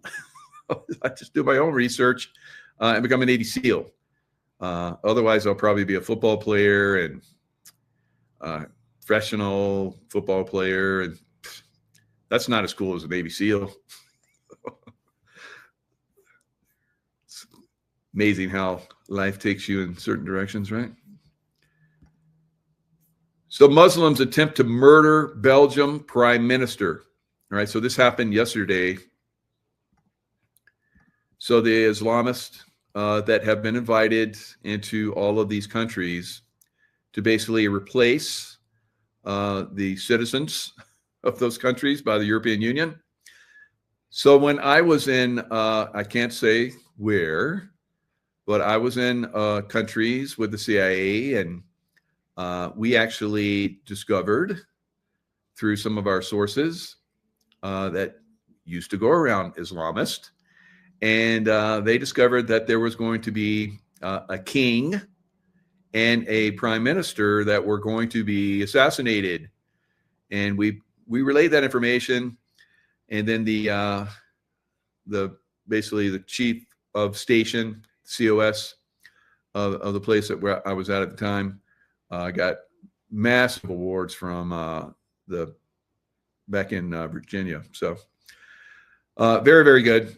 So there are good people out there doing good things, but evidently that's not happening anymore. All right. So now, again, who would do this? Black hats with their red hats. So who possibly gave them a heads up? White hats on the red hat side, right? And maybe the red hats stopped it out, or maybe the white hats just informed them. I don't know. But regardless, they stopped out what probably would have been. So like I said, part of the work that I did was expose some of the stuff and keep some of these people alive, so that they could, I guess, bring in all these Muslim types in Nika riots, right? Nika riots happening in a lot of these countries. All right. So the other things, yesterday I went pretty deep into the stock market sell-off. So if it's a certain percentage that happens on a certain day, it's a crash. Now over a long period of days and weeks and months, a crash is more like a 25, 30% pullback, but on a daily basis, you can have crashes. And we had a crash on Friday. So President Trump came out and said 100% tariffs on China. And we found out that China is playing some games, right? China's playing some games. We got a lot of Chinese here in America. And weren't the Chinese involved in the 2020 election? And didn't that bioweapon come from China? And there's some problems with China, guys. And Trump's onto them, right? So be heads up. We might have some problems going forward. But the stock market took a little dive. Now, I think Monday, the banks are closed or something. So let's listen to this one. I'm going to play this one. And then Tuesday they open. So we may see more of a downturn potentially in the next couple of days, more of a sell-off. Or we may get some dip buyers. 2 weeks ago that we're probably going to see a 30% pullback. And guess who else just recently came out and said that? Anybody? Right? It's hard to guess these, but Jamie Dimon says there's a 30% chance of a correction. And he said that, when was it? Wednesday? October 9th. What was that? Is that Wednesday or was that Friday? It was Thursday. So he said it on Thursday, and whoa, the next day the stock market crashes. All right. So there's a 30% chance of a correction. I'm far more worried than others. And he says it's probably closer than usual. He says dip buyers showed their teeth again on Wednesday, scooping up sold off tech stocks. So there was a little bit of sell off on Tuesday, I think, in particular after NVIDIA, CEO, blah, blah, blah. NVIDIA sold off massively on Friday. So whatever NVIDIA CEO said didn't mean anything come Friday. But simmering doubts over how much AI can keep pushing the market. Like I've said, AI is like the dot-com bust, guys. It's going to be the dot-com bust. Now, I think we're going to have a 30% pullback. And then after it cleans up some, remember I talk about how there's gaps in the market that have to be filled. That's always the way it works, whether it's going to be a crash that fills them or whether it's a pullback. A healthy pullback, and then another takeoff, which I think is coming. So don't get too freaked out. But it could be, this could be it. I don't know. Or it could just go up tomorrow or on Monday and just keep going up again. I don't know. But my feeling is, like Jamie Dimon's, is we're going to see a 30% correction, right? So if the market is pricing in 10%, he said, I would say it's more like 30%. So the market's already been pricing in 10% coming. And now we're seeing a massive takeoff. Little did anybody know that Friday night, President Trump would drop a bombshell on the world. It said equity futures crashing and trigger a crypto Armageddon. And get this, we saw 1.6 million accounts completely liquidated. We're talking $19 billion evaporated within minutes. And what we're facing here is a rare earth hostile letter. That's what Trump's angry about. And it's not just China slapping back. They're about to idle American factories here. They're going to put hundreds of thousands of Americans on the unemployment line and potentially even send inflation surging at the worst possible time. Now, I warned you about rotating into the dollar, and my subscribers, they're cashing in big because they got stopped out of their equity longs ahead of the move on Friday. We're already in long dollar, short euro, and even treasury positions here. Now it's not too late because come Monday, there are more liquidations are likely to happen. Tuesday, the banks reopen. Watch out for what happens then. Now let's take a look at China's aggressive. All right. So Stephen Van Meter really on top of whenever the market really goes down, he's on it. He's really good on that, like I am. So yes, Gail, silver hit over 50. Silver pulled back because there was massive shorting positions and so forth that were being hammered. I think that we could see silver really take off now, right? If there's going to be this 30% pullback that I'm believing is going to happen, but it might not. So don't invest from what I'm saying, but just be aware, look around, be aware. So if that happens and we get a little bit of a pullback on silver, I think it's really then going to really release. So Friday, when everything sold off, the dollar, crypto, now crypto was really hammered. I watched it for an hour and it was mesmerizing how much it sold off within an hour. It was catastrophic looking. Now, what would cause it to, go down at that rate? Well, some of it could be, which I think happened, is a lot of people have their stuff on margin. So if there's a margin call, which I think did happen on Friday, I'm sure it did, because when the stock market goes down like that, they do margin calls. And a margin call is basically you're using, let's say you have 50% of your stock or crypto that you have money on it, and the other 50% that you bought is on margin. And I'm just using an example. And then they come in, the market starts going down. So that means there's not as much money that's covering the asset because it's going down. So they do what's called margin call, and you need to put in more money to cover what's the difference. And if you're not there to do that, then they sell your stuff and to cover that margin. And that often happens in big market drops like that. So they just start selling stock and crypto and so forth, and it really drives that price down on a massive level.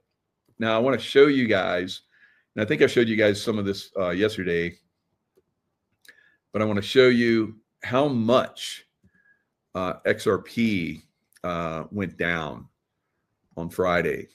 I was like, wow, it was like over 50%. Now, the reason why I want to show you that, and looks like XRP is down a little bit more today, but the reason why I want to show you that is I want to show you, because I've been telling you guys, better be in silver, and you better start taking some of your stuff out of the stock market, put in silver, right? If it's a 401k and you're 59 and a half, get with Dr. Kirk Elliott, and he can help you get your some of your portfolio into silver. If you have other retirement accounts, IRAs and so forth, you can put some of that into silver depository. I recommend depository, depending on how much you got. If you're pretty healthy, retirement, you should have it in a depository. And I think you have to, if you have a retirement account, you got to have to put it in a depository. You can't hold it, right? So let's look at, and those of you that have extra money, you should be putting it into silver, right? Now look at that. That's XRP. All right, this is a 1 hour chart here for Friday. Now it started up here. It was like 284. What was it the day before? It was at it was like $3 on like maybe Monday or something like that. It was 304, 308. So it went all the way down to 138 from 308. All right. That's what is that? 60, almost 70% or something crazy in a few hours.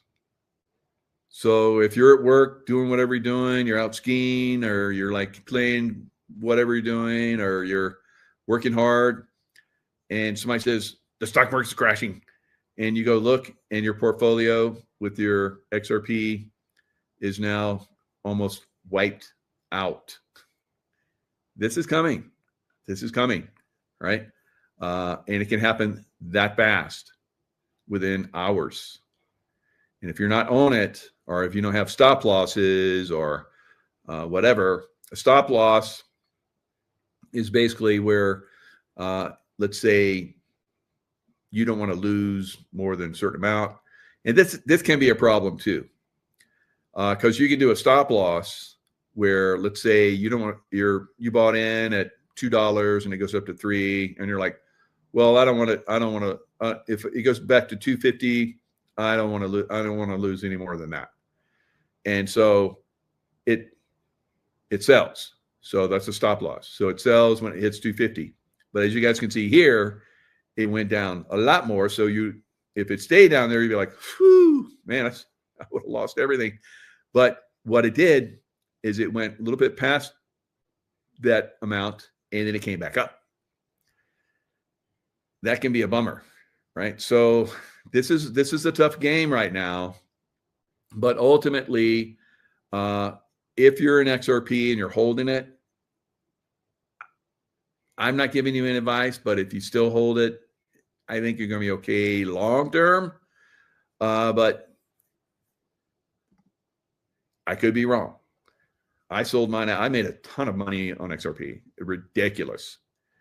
Both times, way back when it first came out, I believe, and then again more recently, I had a dream where I was like, put everything in XRP. So I put an XRP in and it took off, and I'm like, oh, thank you, God. So, and I told a lot of you, so obviously a lot of you benefited, hopefully.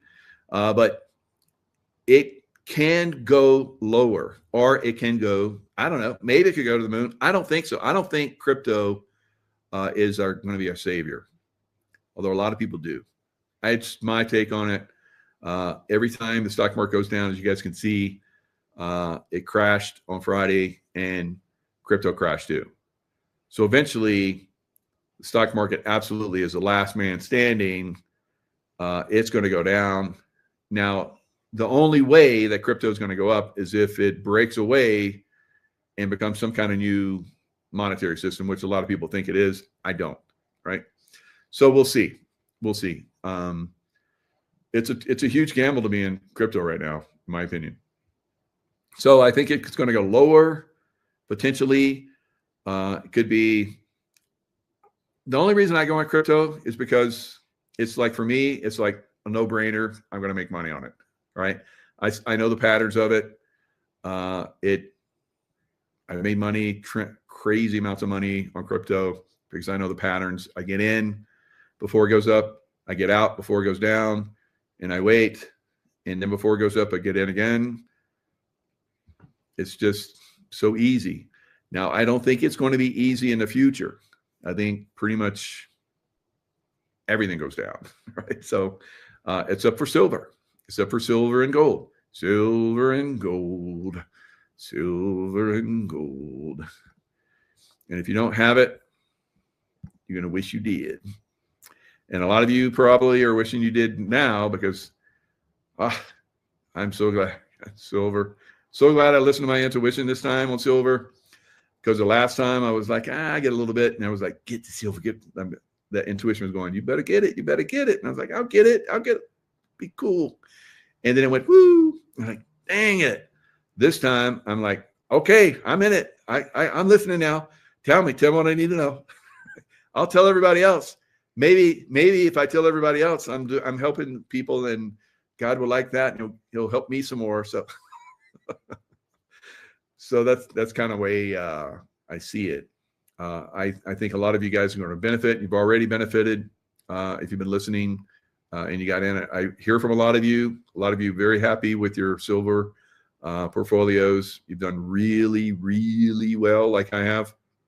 So, and it's just beginning, I think. No, I know it's just beginning, right? So hopefully you'll be able to stick with it. Let's look at a couple more things. Let's look at Johnny Bravo. I like Johnny Bravo. I follow him. He's a funny guy. If nothing else, you get a good laugh from Johnny Bravo. Armies get all freaked out. Today was the first day that they figured out, oh my gosh, so my whole account can go to zero? I say, yes, Scott, zero. It's all gone. You have leverage. Also, good luck trying to get it off the exchanges. Those of us that have been in this market for a long time. Yes, listen to this man. All right. So there was a time, I remember, when crypto was like selling. I had to get out. I was like, damn it, I should have listened to myself and gotten out sooner. So I'm trying to get out, and it's like, it ain't working. It wasn't working, and not good. So that's another problem that you're going to have if you have your portfolios in stock market. You'll be calling, you'll be trying to like execute, nothing's working. It's like the internet goes down, and like you saw with that huge drop, you finally get in, there's nothing left. You're zero. They close your account out because you didn't meet margins and all kind of crazy stuff. Familiar. Actually, in just about every market crash, because I put in shorts, these guys won't let you. Actually, this article says, take your funds off centralized exchanges immediately. Coinbase and Robinhood users are reporting issues selling and withdrawing their crypto. Really? Robinhood? I've never heard of this before. Coinbase? No. Yes, both of them. Coinbase, I got out of Coinbase a long time ago. I had an insider tell me, you better get out. So I'm glad I listened. Now, I did really well in Coinbase when everything was smooth and calm. And then I saw, market turmoil, not good, because they'll shut down and they won't let you take out but so much or put in but so much, because it's very volatile. And they know that if they make you wait, they're going to make more money, right? So in the build up to this, stock market turmoil, and you're like trading. So if everything's cool and I'm trading, it's great. But if turmoil hits, those exchanges suck, right? You're going to get hammered, right? And I'm sure a lot of people, unfortunately, got hammered on Friday. So word to the wise, it's up to you. Some of you guys just know better than old Mike and old Johnny Bravo, right? So that's pretty much what I got. Hope that helps you guys out. That thing about the red hats and the black hats and the white hats, it's something that I think I'm giving the world that's going to be very valuable, right? For everyone to realize this, right? And you're going to be able to put people in their rightful categories, and it's not going to be confusing for you. You're going to see through stuff a lot faster. You're going to be like me. You look at Charlie Kirk. Hey, there's something else going on here. What else do I need to look at? And I'm just like that. I'm like that detective that's, just crushing everything. And I figured out, like, bam, bam, bam, bam. So that's what you want to look for. Oh, you guys like my LifeWave? Right. So I got my LifeWave on. Right. My grip is very strong again. Right. Was a little bit weak, but now it's doing really well. And I get a lot of great stuff from LifeWave, and LifeWave water, which is coming. It's light. You drink light. It's amazing. So a lot of good technologies in LifeWave. I know a lot of you guys are starting to get in. I do separate shows where I talk about LifeWave, have people come in and talk about LifeWave. So jump on those, get in those, figure that stuff out, get involved in LifeWave. I think we have the best team in all of LifeWave, and LifeWave's amazing. Have a lot of great teams, but we really help our people excel and do really well. So anyway, bottom line, LifeWave, everybody should be using it. If you're not using it, check out my website, LifeWave Michael Jaco, right? So yeah, it'll give you some insights, and if you want more info, there's an info button down there, and I have a team that'll help you out. I'll help you out. You build a business, you're going to go far with our group, guys. All right, lots of love. Stay in the love vibration, and I will see you guys next time. Michael Jaco with Unleashing Influence Secrets. So I had have a guest coming on, and he shared with me a couple things. Hello, everybody. It's Michael Jaco with Unleashing Influence Secrets. All right, got that double thing going on. All right, so he shared with me a couple things, and I'm gonna share the screen and bring a couple of them up, so we can look at a lot of things. But he might have to explain some of these for us. I'm not quite sure about one of these. Oh, it's not the one I wanted. All right, so let me get out of that. So there's like this number 17. So 1700.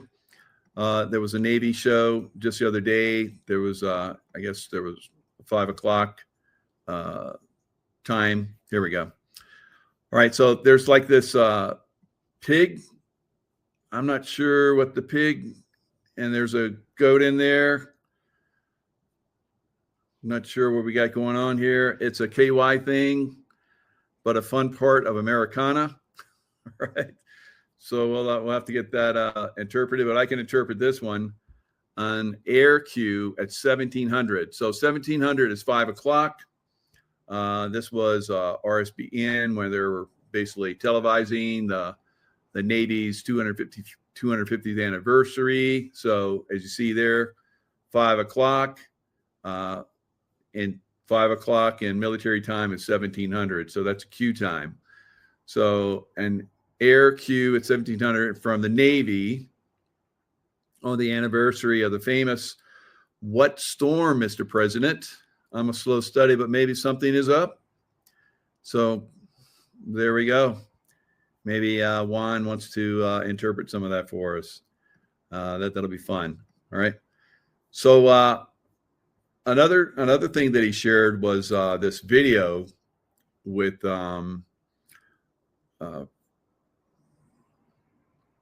Trump's hidden war to save the republic, the enigma of April Fool's Day. So I'm going to play a little bit of it while we're waiting for Juan to come in. When he comes in, we'll kind of like move out of it. But this is a really good video, and the beginning of it is quite exceptional. So we'll play this for a few minutes while we're waiting on Juan to come in.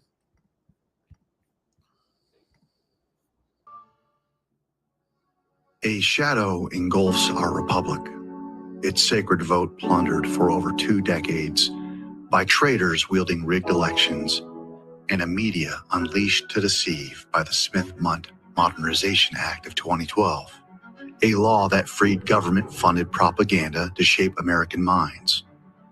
As I've chronicled in Mr. President, Look to Lincoln and Act and Antifa's Fall, President Donald Trump, guided by loyal military advisors, may have crafted a grand sting in 2020 to unmask this betrayal. A cryptic clue emerged on July 13th when Trump, surviving an assassin's bullet in Butler, Pennsylvania, brandished an immigration chart with a startling note. Its bottom right corner claimed he left office on April 1st, 2020. Did he signal a secret activation of continuity of government, a Cold War plan to preserve governance amid catastrophe, hinting at a shadow war to reclaim America? This question demands answers. Consider the timing. Days prior, the Bible reclaim America.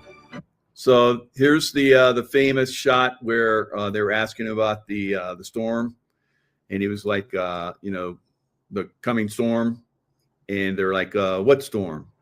And so we've looked at this over the years. We thought that it was this, we thought it was that, and who knows really?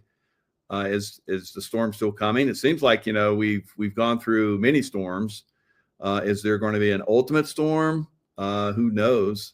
But this was definitely a signal. Now, a lot of the officers, from my understanding, military officers, because this is a room full of military officers, a lot of them are gone. They were relieved of command, with the exception of maybe 1 or 2.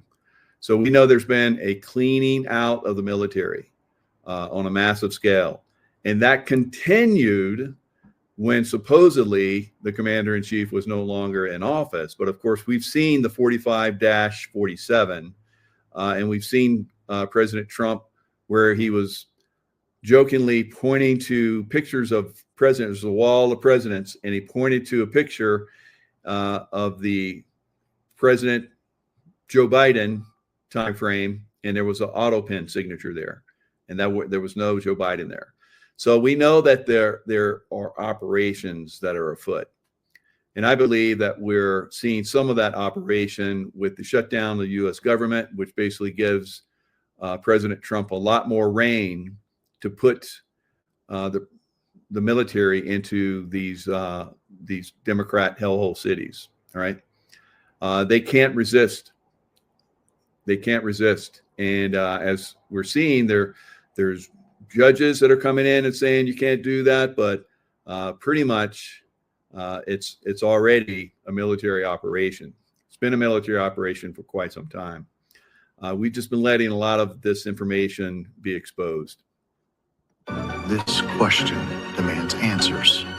Consider the timing. Was unleashed to shut down America. Antifa's street chaos during the Summer of Love shaped their Handler's Fear campaign. Precursors to a stolen election. All tools to carry out a soft coup by globalist insiders. Think Obama's intelligence operatives and Clinton's hidden allies. In 2025, troops marched to Portland, Oregon, and immigration and customs enforcement facilities to counter Antifa's riots. New executive orders shield elections, and Venezuelan operatives are named as meddlers. If continuity of government. So all the way back in 2020, Venezuela was pointed out as having been part of the manipulation of the vote, right, with the machines. Now it's very interesting that we're seeing the beginnings of the fall of Venezuela, because we're seeing a military operation still, which is basically going to take down, I believe, the Venezuelan government. Trafficking drugs, part of treasonous activities of usurping our elections. They were not fair. They were definitely free and fair. No, fair. And who was part of it not being fair? Who pushed that? Who pushed that in some of these corporations, like we've seen with Facebook, Zuckerberg, spending hundreds of millions of dollars to push illegal voting in several states, where people showed up and had backpacks full of ballots and stuffed them into ballot machines that Zuckerberg had funded. So we're seeing a lot of the stuff being exposed. President Trump invited a lot of these people or people that look like them to the White House for meetings. A lot of this stuff is going to be exposed. The people that were part of the treasonous activities of 2020, and then those governments around the world that were part of that treasonous activity that happened on 2020. So Venezuela will be one of those that will find repercussions from that. Was triggered in 2020, it could nullify objections from courts corrupted by traitors, keeping Trump's fight within the Constitution's hallowed bounds. As a former professor and prosecutor, I offer a civilian lens to trace this legal path, blending it with military standards to reveal how Trump and allies like House Speaker Mike Johnson, who calls himself a wartime speaker, could restore the republic. Trump's own words claiming vast presidential powers and a wartime mantle underscore a commander-in-chief's resolve against a fractured government. And that's the topic for today. The enigma of April Fool's Day, Trump's hidden war to save the republic. He pointed to an immigration chart declaring he left office on April 1st, 2020, a date belied by his service until January 20th, 2021. In our premise, elections rigged since 2000 via hacked machines and foreign ballots, media hiding treason, this note sparks intrigue. Continuity of government is a classified system, born in the Cold War to ensure governance survives crisis.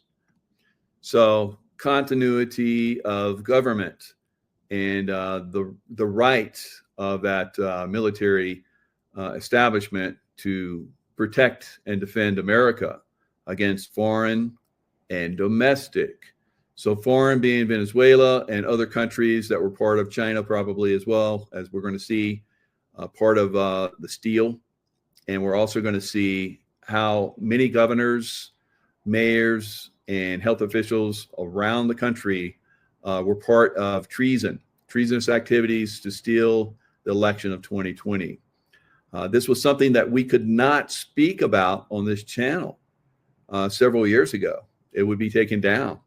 But now, through a process of pushing back on the false narratives of some of these social media platforms, and also in the the media, the corrupt media that pushes the deep state narrative, Democrat Party, Rhino Party, whatever, they're all one party, right? And that party is dedicated to destroying America so that some very dark elite can take over.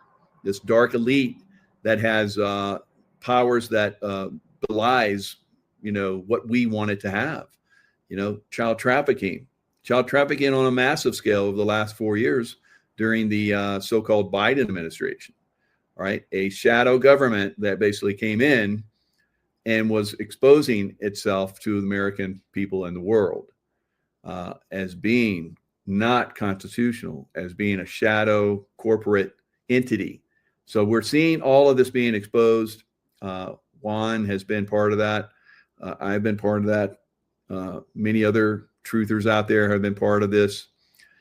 We've had massive pushback, and but still we continue the fight.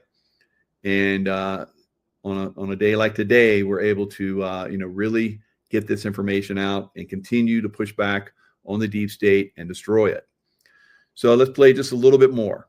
Like nuclear war or a coup, guided by Presidential Policy Directive 40. It allows the president to relocate leaders to secure bunkers, like Cheyenne Mountain, Colorado, or transfer power to trusted officials if Washington falls. Did military advisors, alerted by 2016 spying on Trump's campaign, exposed in 2025 by declassified intelligence reports, first, to set into motion the bioengineers' depopulation agenda. Second, to create panic, to undermine his presidency and shape the conditions to rig the 2020 election.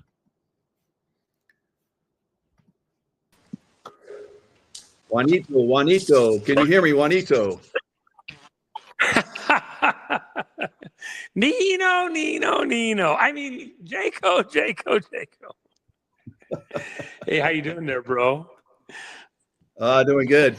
Playing a little bit of that, video you sent. It's pretty impressive.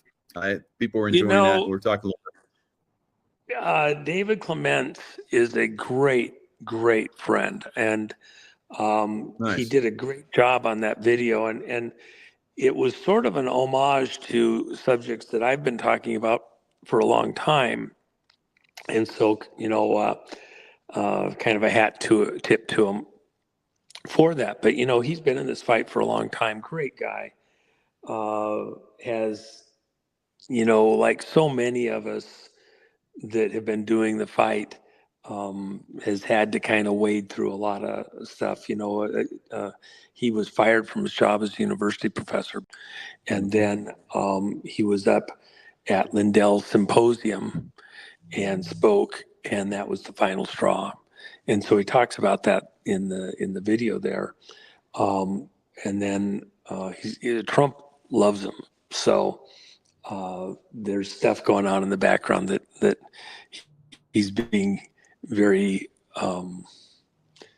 appropriate and not discussing, but the work that he and others around him have done that's just extremely important, high level stuff. So great guy. We're, from within the Patriot community, we are blessed to have David Clements here in our group. And by the way, I had somebody in DC yesterday made a derogatory comment. I sent the video over, and this is somebody that many in the audience would recognize the name instantly, and said, "Oh, I don't want anything to do with that grifter." And I was like, "What? What are you talking about?" No, David's not a grifter, and proceeded to say a bunch of stuff that was totally uninformed, and that was pretty painful to me, because it's not just David himself with his job and like that, but he's been traveling the country on the election stuff. I think he's been in 49 of the 50 states doing presentations. He got young sons, and his wife takes care of him when he's gone, which every woman in this audience knows how much of a load it puts on the spouse when the other spouse is traveling and gone like that. And they're both in. They've made huge sacrifices to contribute a lot to what's going on in the community, and so that cut pretty hard. I was pretty decisive with this person, and it really wound me up. Of one of the great heroes of this period of time for America, when everything is kind of written, is going to be David Clements, Professor David Clements. And you can see it even in that video. Let me ask you this, Michael.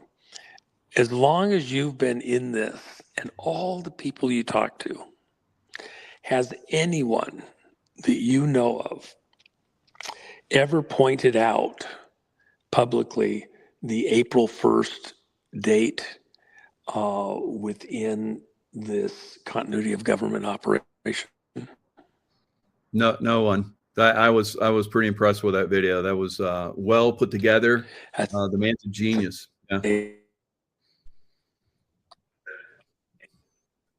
Well, and part of it, you kind of have to understand, he was not a true believer, if you will, in the whole idea of a military operation taking place here in plain sight.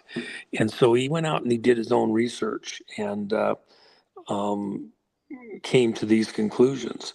And so with that in mind, you're seeing some original work on his part. There have been others, and I'm aware of it, that have pointed out the anomalies of April 1st forward and Trump actually stepping away from his role as the president and into his role as the commander-in-chief within a continuity of government. And of course, I've pointed out to audiences for a very long time that Trump never gave up the nuclear codes, never conceded the election, etc.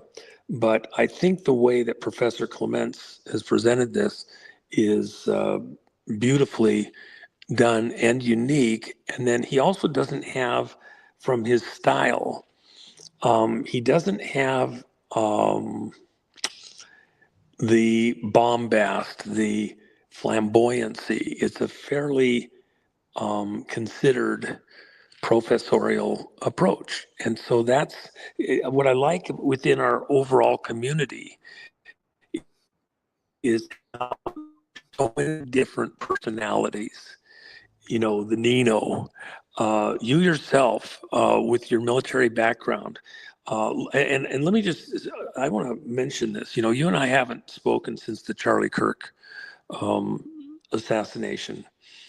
I think your role in presenting well articulated concerns and even decisively stating that it cannot possibly be what has been presented was very important in helping a lot of people to slow down and think about what's being foisted upon us. Now, probably the only place that I would disagree with you potentially on, if I know where you are on this, was that Charlie survived this, and I don't believe that's the case. But the theater in the way this was done, and the falsehoods that have been foisted on the world through this event, it's becoming impossible to stand by any of the original narrative. And something horrendous has occurred, and it's the use of the media, the event, the flamboyancy of the event to try to capture and redirect the patriot movement energies, etc., by some of the monsters, and to capture what we have as far as this, movement. And you've been doing, heavy lifting. I hear about it from all different quarters, and I just wanted to, hat tip to you. You're one of my heroes, because there's lots of people that have some knowledge. There's very few that have it at so many different levels of expertise, personal experience, and then the willingness to weigh in, make some hard statements that you can stand by, and then stand by them. So big hat tip to you, bro. I just wanted to get that in right off the bat. So I appreciate you tremendously for that. That's beautiful. Thank you, Juan. Yeah. So we'll see how that works out. I'm not really.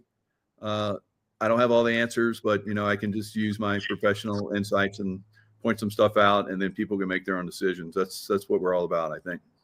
Well, but they're so. I had to get a little sip of something to keep my throat wet. There's so much that isn't making sense in this whole thing. Was outside of the people that did it exactly what's going on here. So we're looking through a glass darkly, but we've certainly got plenty of people that have become truly experts, stepped forward in so many ways with so much detail from their own expertise to show why it couldn't possibly have happened the way that it's been said, and to power through that. I am just amazed within this community, the broader community, how many different expert disciplines have come into play in this one thing to try to wade through what we were told happened and the theater of what actually occurred there, and trying to get to the truth. I believe that Charlie, and there's valid reason to question. I'm pretty personally convinced that he actually, so many weird things. No autopsy, seriously. Destroy the crime scene, seriously. It doesn't make sense. Yeah. So that's one of the things that we can do. We can just help people do the critical thinking. Just ask those questions. But I love the direction that we took it. We being the Patriots, we definitely made that a beautiful statement, and I think it keeps moving forward. It's, if anything, if they try to come in and destroy the Patriot movement and cause a rift and cause infighting and cause some kind of civil war type thing, I think it completely failed there. Well, let me ask you this. What's your current thinking? Do you still think that he's alive somewhere? Is that where you've gone in your view of this with everything you've seen? Yeah, I think that he's probably part of, and I don't know this, no one's told me this. I just, just deductive reasoning.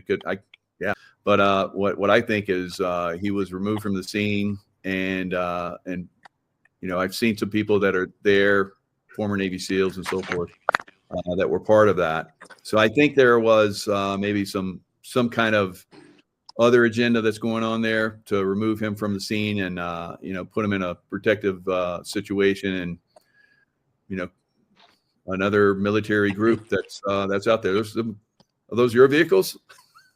Oh yeah, I've been sitting so much over the last couple of days, needed to get up and move around for a minute. Beautiful. So that's almost perfectly restored 59 Skyliner I've had for a while, and it's an excellent car. I mean, I'm so busy.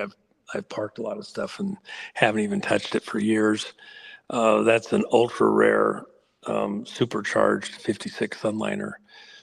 My very first car I personally purchased at 13 years old was a 56 Sunliner. And but this one is like the Eleanor of Eleanors. It's with the right data stuff on the data plate. It was delivered as a supercharged 56 convertible. So it's one of those ones where when you do it, you have to do everything exactly perfect. And I've had two restored over the years, and so it's a project. Someday I want to get to it, but you can't do it half-ass, or Yeah. It was a black and white convertible. Some of the other stuff. Some people might remember these little AMC 4-wheel drives when they came out. These are these are cool little cars, and that's an ultra low miles one. It's only got, I think, 36,000 miles on it. That's And nice. yeah, K car with the turbo 2.2. I had to open to charge battery a little bit ago, but that's a fun car. The Avanti. This is really a pretty cool hot rod here. That's but I drove that one for the first time in many years, just to go get some gas in it, get some fresh gas in it, and didn't have time to wash it up. But That's impressive. I've never even seen that style before. I got the cars. So. Yeah, get some nice. Yeah, well, I mean, I got. What is that? What is that first car you were stuff. focused on? Well, that's actually it's kind of a car. It's actually based on the 20s, but it's if you look at the doors there, that's they built these cars around that, and they did it with LTD up in Santa Barbara.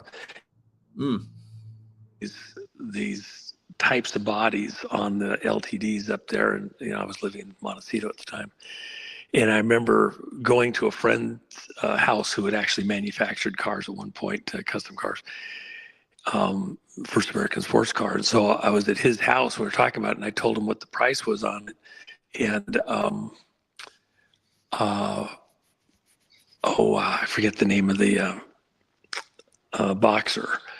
Fought Frazier and Ali, and I can't think of his name right off the top of my head. Anyway, he was coming for dinner and he had his brand new Clinet. And I told my friend, well, they sell for, I think at the time I said $29,000. And he said, there's no way you can build a car. I know what it costs. There's no way. I says, no, they're selling the parts off these LTDs from Ford. They got to deal with it. He came over and he had this beautiful tan Clinet two-seater. They made a four-seater later, but a two-seater that looked a lot like this, and it was a fun car. And I've had Chad went to after he sold it, and that Clinet at some point in my life. But I just enjoy the Clinet was a convertible, and this is a hardtop. It's very fun car to drive. But anyway, farm trucks, you gotta have trucks for farm, right? So it depends on what you're doing. If you're moving livestock or something, you really don't want to do it without a dually and then the other one like that. So, but yeah, fun stuff. I have a two WS6s, which are the hot rods with the Corvette motor. This is just a grocery getter convertible. These are rare. This is a wagon, AMC wagon. It's only got, I think, 80,000 miles on it. All original. We got the original wheels in the back. Actually, I had those wheels for the Shelby, but that's kind of a rare Shelby too. I've got a '66 red Shelby with white stripes, and then I've got this one because it's kind of fun. It actually looks horrible, but it's only got 60,000 miles on it too. It's perfect shape, original. Every option that you could have on it. So kind of fun. And I got 4 more garages kind of with various stuff, but I'm just trying to. I don't get to be here that often because we're just so much in the fight. So it's kind of grinding because they just melt in the ground if you don't do a little bit with them, and I have to throw anti-mouse stuff. If you look around underneath every car, my main reason for even coming by today, other than I wanted to charge up one of the batteries, is the mouse stuff, so that they're not getting into the wiring and all that. I have a friend, one of the Hollywood actors, and the mice got into his car, his Range Rover. He had it parked at somebody's house for like 3 or 4 months. And he got back to his car, and they had completely eaten the wiring out. And so his like 8 or 9 year old Range Rover 4-wheel drive was completely totaled from mice eating all the wiring. Oh my God! Wow. Yeah. Do you ever read those books by Clive Cussler, Dirk Pitt books? Oh yeah. Yeah. You totally remind me of that with all these cars. That's great. Well, I was over a few weeks ago and checked on my Shelby and a couple of the Bentleys. Oh, wow.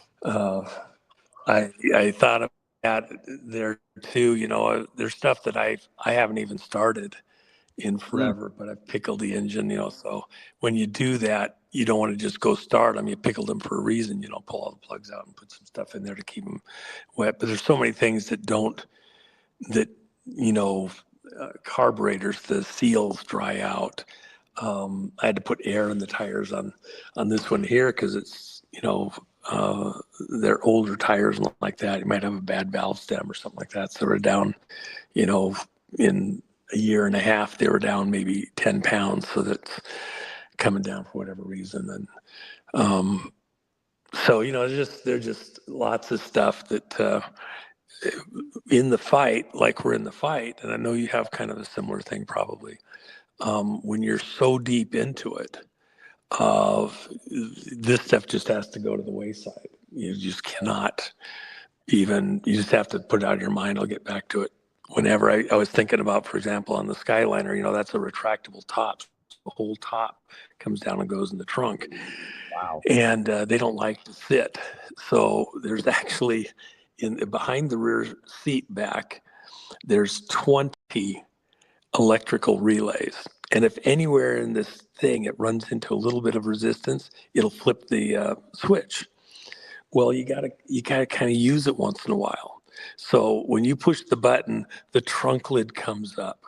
Then the top comes to a certain point, and a position or portion of the top in the front folds over, and then the whole thing comes down and goes in the trunk. And there's a tub in there that's, if you want to put something in the trunk, it has to be inside that tub. And the whole thing comes in, then the top has to come down. 20 electrical relays. And if any of them flips, you gotta pull the seat back off and, clean it and put it back, and then figure out before you try to restart it, why did it flip? Is there something that doesn't have lubrication or whatever? In other words, they don't like to sit. If you use it every day, if you use it, once a week, even once a month, it's fine. But when you just leave them sit for years, it doesn't work. And of course, when the fight started hard back in 15 for me, a lot of the stuff gradually became less and less where I could do anything with it. So, they've sat for a very long time. But I don't feel the luxury to go back and deal with it. But I know that there's all sorts of patriots, like Professor Clement. He's got 2 young sons. His wife is taking care of him while he's on the road, and he's not making any big money. There's people who donate a little bit so that he can cover expenses to come out and present on the election stuff and on the, working strategies for J6ers and like that. That all cuts into your time. Even when you think of, well, he's home. Yeah, but then he's taking, even to put together the little presentation that you just showed your audience, the prep, the research, the setup, the scripting. And he's now doing I think a weekly show there too with other similar stuff. So I hope people will go look at that. But at the end of the day, think of all of the people that are out there putting stuff aside like this. I think, I'm just glad to be able to even have it to put aside. But at the end of the day, that's why I sold my boat here last year. I just wasn't going to get back to it. And I love my boat. But we're at a point in the fight where it's all in. And look at what's just happened. You know, Comey got arrested, but there's more coming. This week, judges and prosecutors that are on the payroll to Soros are coming up and going to be getting some attack. Brennan is coming, you know, over at CIA. Of course, you have some history there too. Yeah, that's coming. In fact, I spent the other yeah. day I in was Washington. there in the Brennan, and I know I knew that he was a bad man. It was very obvious. Yeah, and all the people around him, all the stuff that they're doing, you know, around him. These are a pretty evil crew. Totally. So I like all these cars. For, you're a car aficionado, obviously, and you know, some people notice, you know, some of these cars in the chat, but you know, we've had other people that, like Jay Leno, like he has a lot of cars, but he had a black eye to keep some of those cars. I don't think you're going to have that problem. Well, I can tell you this, and every guy in here knows this, maybe a few gals, but if you're not using them and you can't take care of them, the spouses are always very ready to tell you that you should thin them out and get rid of them, but they're all personal. It's like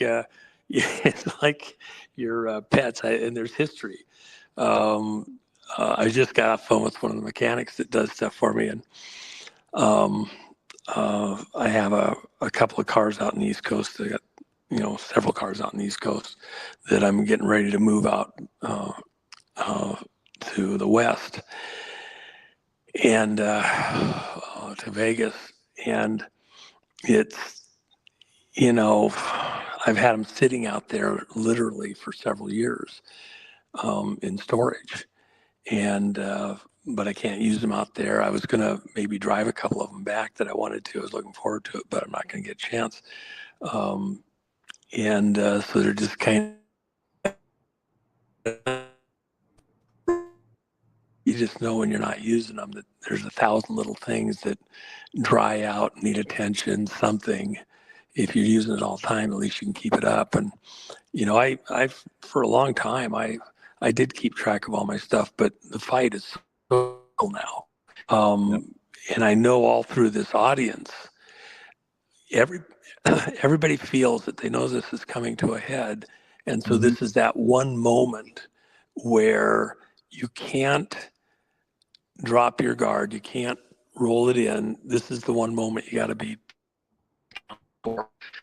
Even doing what President Trump did with the generals the other day reaffirms that. We're at this moment where it's all flipping and reversing. And by the way, did you notice, maybe some of your audience knows this or don't, President Trump at 5 o'clock in his presentation on the over in Virginia with the Navy, at 5 o'clock sharp, right on the button, he does a big Q in the air, right, with his hand. Well, excuse me, 5 o'clock is what military time? 1700, yeah. Yeah, and so Q is 17. Esther is the 17th book of the Bible. This is all about the boomerang. This is all coming around. We've seen the apex. You know, when the boomerang goes out and it goes up, it turns, and then it gains momentum coming back a little bit. This is that, I think, the apex. But the other thing you should take from that is it's not the end. Just because things are turning, there's a lot of moving parts in doing what we have to do here in the next bit, taking out some of the crooked judges, you know, which Professor Clements talks about in his presentation there that you listened to, and taking out some of the crooked prosecutors is a big deal. And then let me add this too, and I think it's an important thing that has to be added. My focus moving forward, and it is the next several years now, I've talked about the importance of these arrests that are coming, and that these people that were involved in this treasonous, traitorous moment have to see justice. And so as we see this coming to pass, Brennan and others, Hillary, all the others, some of them deciding to, not go through the trial phase that's coming, not wanting to experience Gitmo, self-exterminating. But as we move through that phase, the one thing that I'm going to be emphasizing with your audience and others, and it is, I have had it written, but standing by, because I initially wanted to, but I decided I didn't want to take the attention off of this current moment and the lead up to this phase of the arrests. But I do consider this just the turn at the apex to the more important issue, which is this. This was all orchestrated and conducted from outside the United States. This was our enemies. We had treasonous traitors within our government operations in positions of power and authority who did horrible things against America, trying to capture, divert, steal the helm of the ship of state. But at the end of the day, it was being orchestrated from outside the country, and it wasn't done by George Soros. Okay, Soros, as I've told your audience and others repeatedly, is just a figurehead for British intelligence. And all the money that he got was stolen from the people within the common market countries when they took down various currencies. It was an attack to have a black bag with money to do what Soros is doing within this globalist agenda.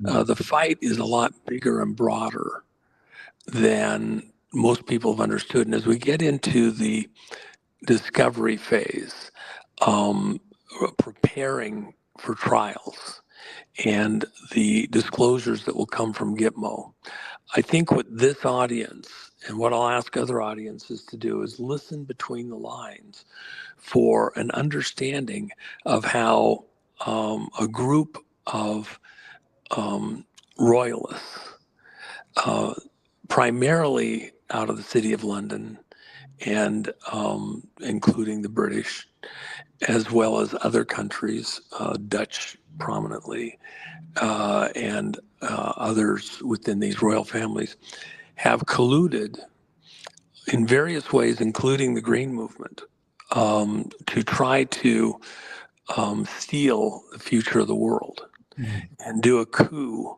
against not just America, but against the whole world. With these elections and with the election systems and like that. And even what is at first look, China, to understand that there is a royalist component, these people seeking their empire and to continue with their empire, their imperialist idea and ideals out into the next centuries. They want to destroy humanity as we now know it, and they believe that they can own the future by killing the rest of the planet off, seeing us destroyed. And so we have we will see the American component of that, where they have infiltrated, become part of our government, been supported, funded, to bring America back under the heel of these royals and the organizations that they operate and fund in plain sight that seem so benign or American. It's not just one. it's multiple organizations that seem disconnected at one level, but at another level are totally connected. It's not 33 degrees, it's 360 degrees of various groups and people working together. Most of the time, even those individuals not understanding how completely interconnected their actions are at the highest levels.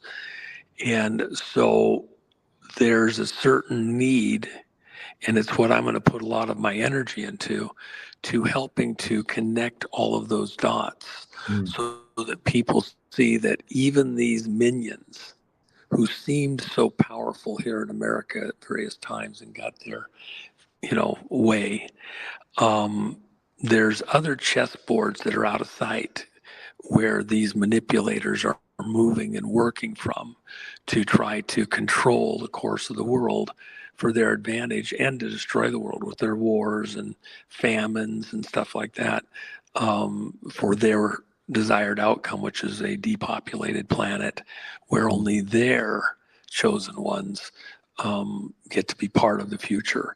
And I want people to understand that, think about, we'll try to pull the pieces together as much as possible to make it clearer and clearer. And I think as these prosecutions go through, that's what I hope within this audience and others similar, that it begins to gel and make sense. So we see beyond the visible people, just like you would see beyond Soros himself, and understand he's just a figurehead for something much larger, a conflict that's much greater.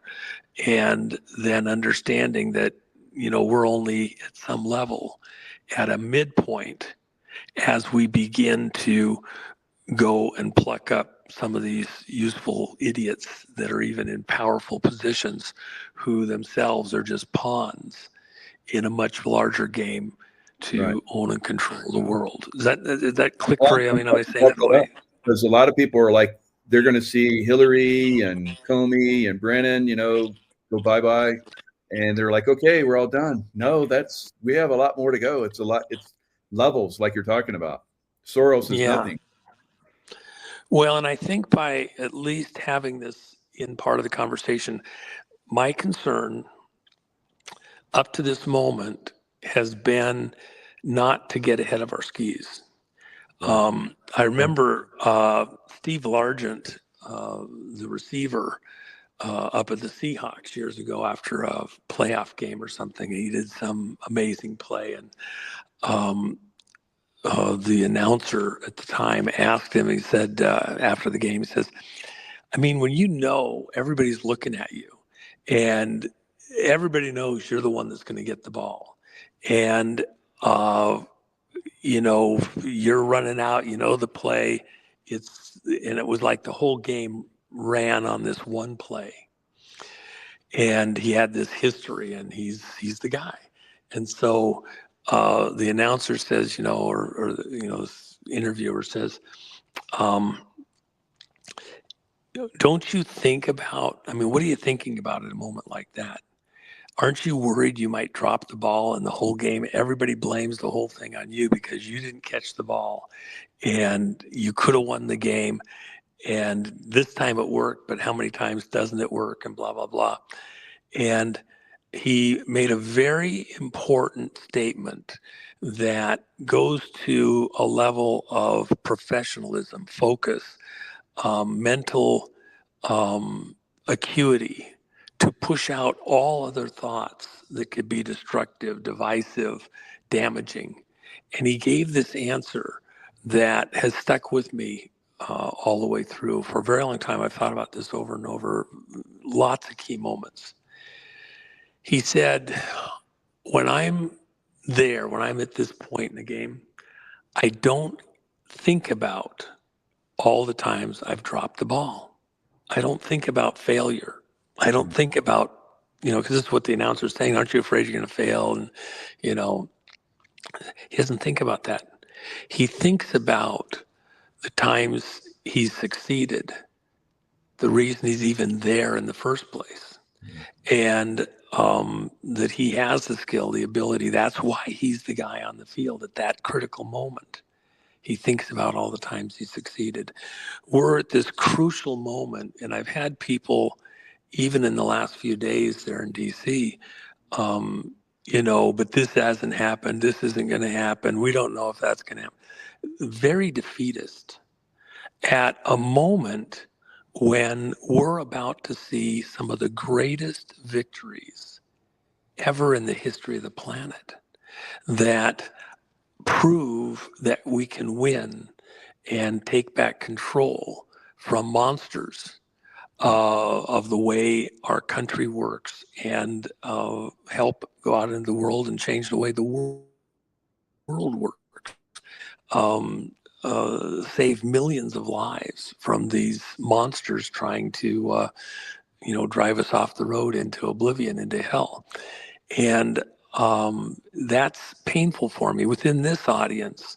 And you know this even from your own experience. You fight like you train. And so you train to win. You don't train to lose. And if you have backups, that's so you will win, even as things go funny or crazy or directions you didn't necessarily plan on. Well, you planned for those changes. Sun Tse, in his book, Art of War, one of the passages that's one of the most important, he says that people that continue to consult and to continue to reevaluate options and possibilities, that they win. And those who tend not to reconsider, reevaluate, contemplate, and review tend to lose. Yeah. So yes, we're at this rarefied moment where we have to go through, okay, what if, okay, what's going on, okay, but not with the mindset, what if I drop the ball? How am I going to, explain this to my girlfriend, my mom, the viewers and all that, but in a very positive way. No, if this thing happens, the guy cuts in front of me that way, I'm going to do this and I'm going to cut that way. I'm going to play to win. I'm going to make the move. I'm going to get the ball to the ground and buy that extra minute. But I'm going to get across the, 10-yard line before I do it. I'm going to somehow accomplish the goal. You've got an attitude, a spirit of success, not failure. We're at the brink of something absolutely stunningly amazing. Yeah. And the game goes on, because once we get through this next series of plays, then we're on the way towards going after the real monsters, the global monsters, and that's the playoffs, not this next play. This is just getting through the regular season. Playoffs are coming, and that's when we go after the globalists, and that's why things like what's going on in Israel, Ukraine, Africa, Central and South America, Venezuela, and all of the Pacific is just so critical right now. And then the amazing thing is Trump, people think he has, plenty of time in the day to do whatever. Think of the sacrifices. He's got grandchildren. He would love to spend the whole day, the whole week, playing around with the grandkids and doing his golfing. And he's putting all sorts of things aside, as so many of this audience are, to get to this next place in the game. This is no time to wimp out or be distracted.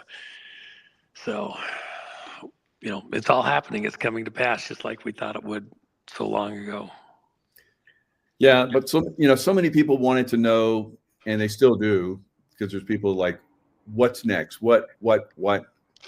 It's like my kid, well, what, daddy, over and over again. And like you just described, when I've been in combat and I've been in dangerous situations, I don't have a preconceived idea of what's going to happen. So a lot of people want this preconceived, perfect response to everything. It doesn't happen. And you've been perfect with this.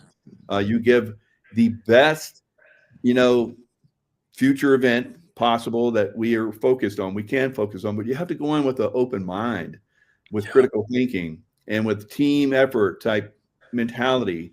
My best things every time when I was in a combat situation and things went absolutely perfect, I went in completely empty mind, and I just let things, happen as they did. I trusted my team. I trusted the people I was working with.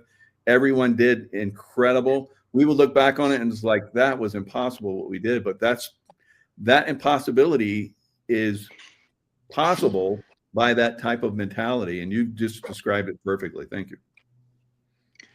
Well, let me just add this. There's people that they want.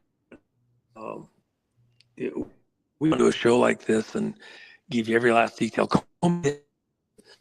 Cash that, and blah blah blah.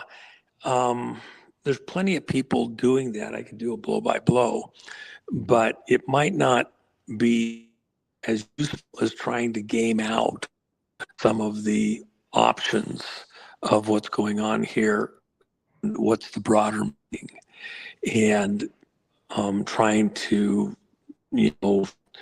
look at moving forward and prepare people for those next possibilities. I think that might be the proper place or role, at least for me for the moment, to try and tie these current events that are things that we already knew were coming, talked about, and now they're coming to pass with the coming arrests. Well, they haven't arrested Hillary yet. It hasn't happened. Oh, chill. Hold on. It's coming. It's very close. Okay.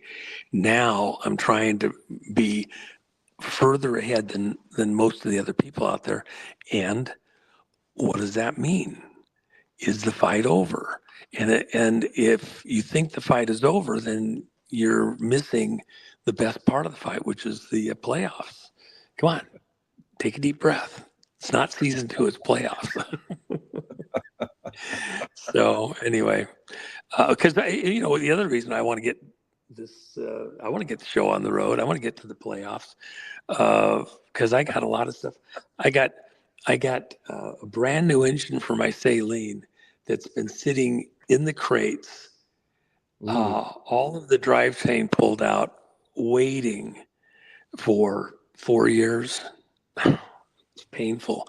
I want to get my Shelby out, clean it up, park both of them side by side. Look at all the dust on my cars. Yeah. I mean, because they're just sitting here. I got a lot of personal stuff I'd love to do, and prove to my wife that it's very important that I have my cars so I can, stay busy doing something else when things are on the right track. I'm highly motivated. Okay.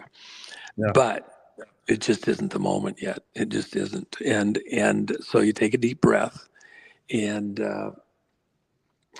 stay focused to get through this next moment. And that's the thing about even what Steve Largent said. You can't have your mind on, I'm going over into the end zone. How many times have you seen players in professional football or any other sport probably, and they're already getting ready to do the dance going into the end zone and thinking about, am I going to dance this way? Am I going to throw the ball that way? What am I going to do? And they haven't even caught the ball yet. You can't even think about running down the field so much as just catch the ball and then worry about those next moves. And so not getting ahead to the other stuff globally too much for the time being, maybe acknowledging that that's an issue coming forward, and that's where I want to put a lot of my attention going forward. We still have to get through these next moments. And by the way, on the election stuff for 2026, don't expect, there's all sorts of issues over at Justice Department, and they're not the fault of the good guys. A very captured operation. Some good guys have come in. They're trying to get things going the right way. There's a lot of people that left. There's a legacy. Doge cut out a bunch of money that was going in there. I've talked with Rob many times, the solution and the things that have to happen both to get a proper prosecution and Article 3 courts, which means court. And then the solutions, getting ready for 2026. We cannot have a stolen election, the election that is tainted through various types of fraud for the federal election 2026. So solutions will not be just executions. You see some people circulation over the next months within corrupt prosecutors and judges. The solutions will only partially occur, and they won't be completed in time for 2026. So watch for, prepare for the unexpected, be ready for the unexpected. And that's another thing about training. You train for everything you know, and then you also train for the unexpected.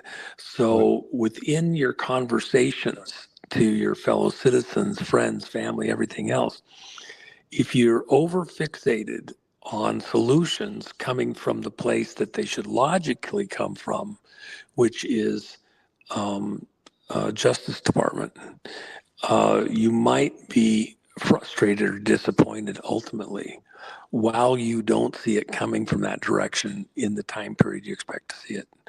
I think you're going to have to take a deep breath and be prepared for solutions coming from directions that nobody saw or anticipated fully, and let them play out. The people around the president and the president himself got him here in the first place are very clear on what must and needs to be done to protect the future here and what's coming. And we should all be very grateful that we have such a great group of patriots that are in position to do what needs to be done at the right time, right place, right way, to keep us intact as a country, as a people. Yeah, very good. Well, you've talked about this month, October, as potentially being pretty involved, maybe into next month as well. What are your current? Mm-hmm.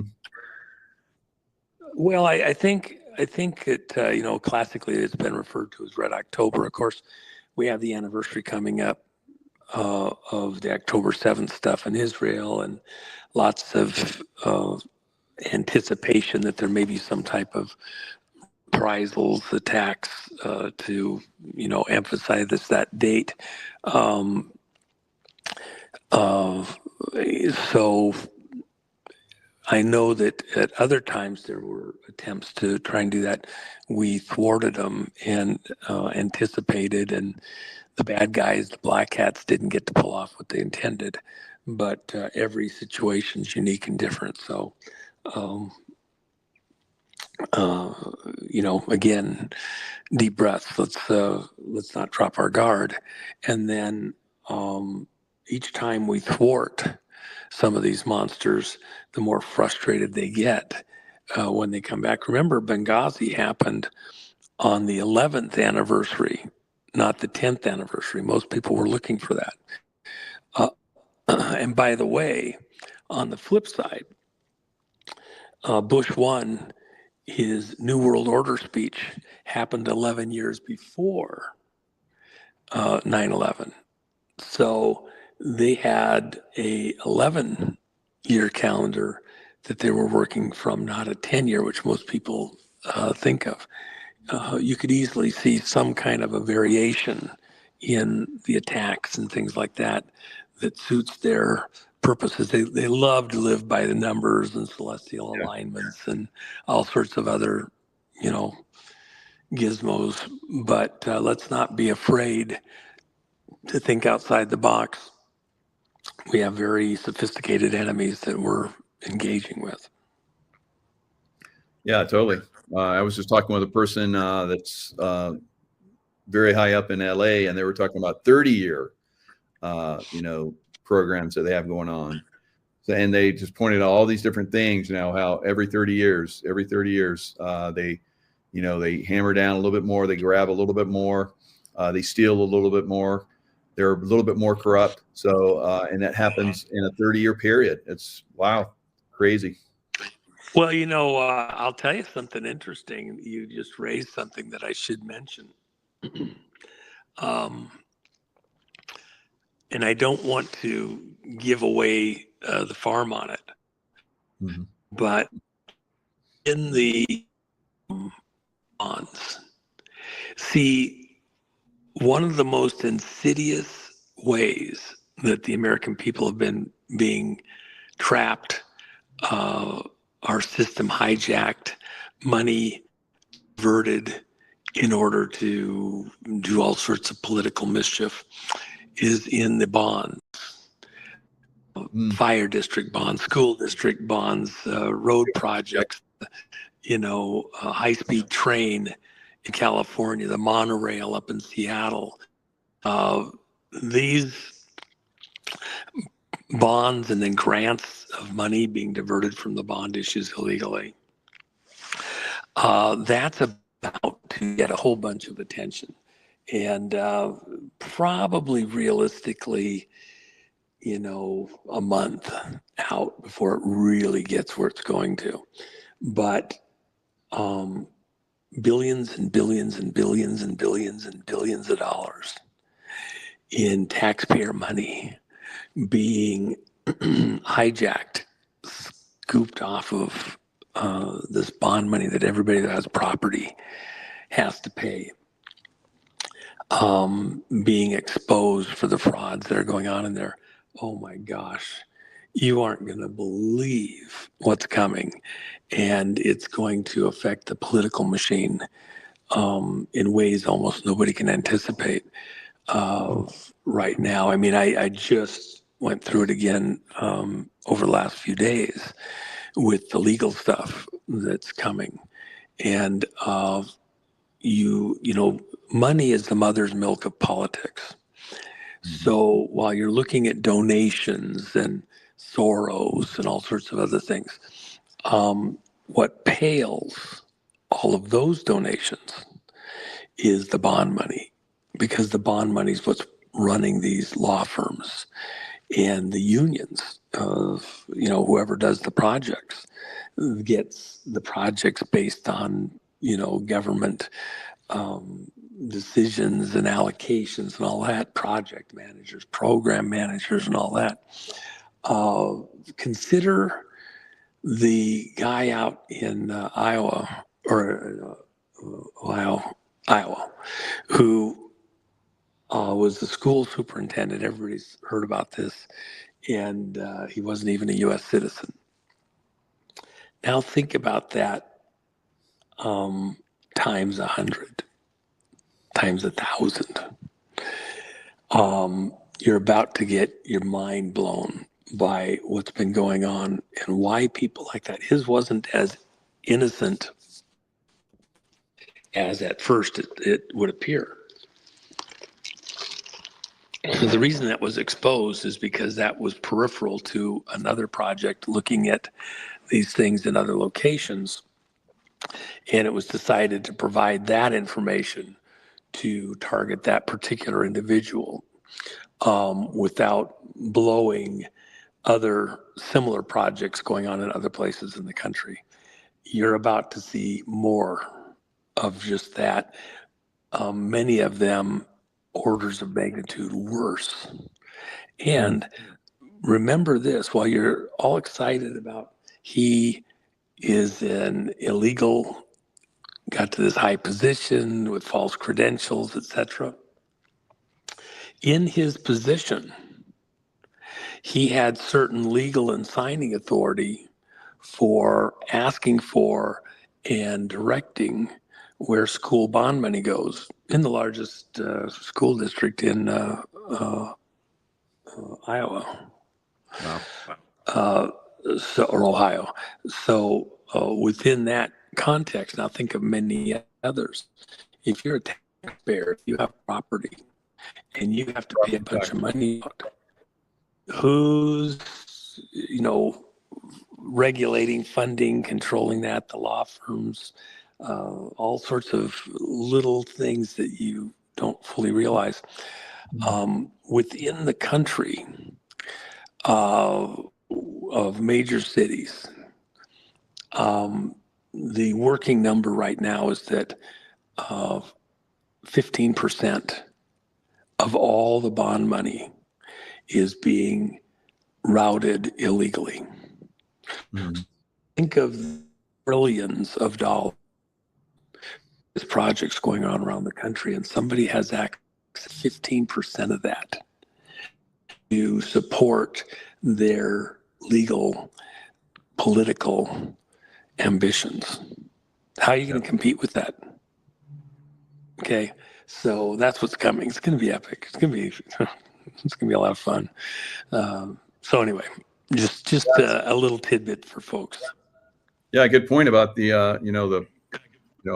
all those taxes, that we've talked about over the years that are probably going to go away. Homeowner tax, probably going to go away. Mm-hmm. Property taxes. So, well, it's a scam. If you can make that go away, think of how different your life is. It's like leeches, parasites,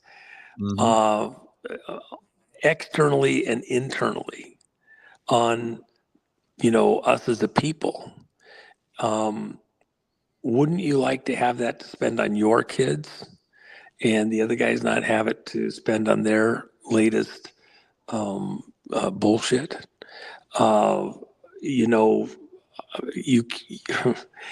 You look at what the property taxes are. You don't own your property. You're on a long-term lease. Somebody else owns it when they have the ability to tax it away from you, and they're doing it. It's huge taxes. It's just one of many. But don't pay your property taxes. See what happens. They're faster than the IRS are to come take your property. Okay? So, attacking back on some of these legalities, some of the obligations, unfortunately, we can't fully roll back, but we can go after the people that illegally did these contracts and wrote these agreements like that, the law firms and similar, and recover some of that. It'll take a long time, but at least we can get the damages there, but we can start the process of healing. Absolutely. So I think silver, as we're seeing, is going to continue to go up. I've gotten a lot of those coins. You can't see it. I have a lot of coins. No, I'm not really a collector anymore. The last big run in silver, my collectibles didn't really do well. So I'm pretty much a guy that does 1,000 coins or bars now. But I like these coins. These coins are going to be very amazing going forward. You have a very good price on the Jennifer Mack website. And every time you put up a new coin, the Gitmo's a recent one, I just grab them. Yep. So they're the Gitmo's, very the U.S. Mint, and you actually have a discount. You're discounting below the U.S. Mint price, and these are far more collectible, I think, than the United States Mint coins. Well, they're what's called a proof coin, and so you can get uncirculated or just the regular stuff, and you're getting it for significantly less. But proof coins are different, and so ours are done at that level of quality. And then we haven't printed some amazing, unbelievable amount. They're relatively thin on the production numbers. And so they'll have a certain rarity. In fact, several of the coins, I didn't even keep enough for ourselves. We had to fulfill the orders. And so I actually had to go buy some coins back from one of the people that bought quite a few to cover a couple of orders on some of them. But and I've been, just like you said, you didn't do as well in some of the collector stuff. I think I've told your audience and other audiences, I've always tried to say, look, if you're looking for the best buy from an investment standpoint on silver, just what I call bag or junk silver, which is silver coins, pre-64, any of them, dimes, quarters, dollars, whatever, just sold by weight. Yep. It is tender for a to buy, I think is the best buy, and the only other thing, even beyond what we have, although I think there's a collector side that they will be ultimately worth quite a bit more because they're kind of fun within the stuff that Jen and I have done there. But in a pure play, gold versus silver, and even gold bars versus silver bars are similar. It's the coins. They're a known weight. They're a known purity. That's the whole point of the U.S. Mint. And then it's certified by the government to be that weight and purity. So if you're buying the coins, not for collector value, just for the pure silver, you're getting the best buy moving forward. And especially with the U.S. silver coins, I think that is the right route forward if you're out there and you're buying it, and you'll pay a premium over spot price. It's worth every penny of it, because one thing about silver coin, for example, you don't have to, what are you buying, a house? You're dealing with gold, you're buying a car, whatever. No, you probably, if you're transacting it, buying something less expensive, and food, gas, whatever, if you actually had to use it. This round, it's not so much about how you're going to use it, because we're going to come through this looking pretty good. There's going to be some drama ahead here and there, but it's not end of the world. This isn't Armageddon we're headed into. What you're trying to do is preserve your purchasing power against fiat of all types. So what it's, doesn't have any intrinsic value.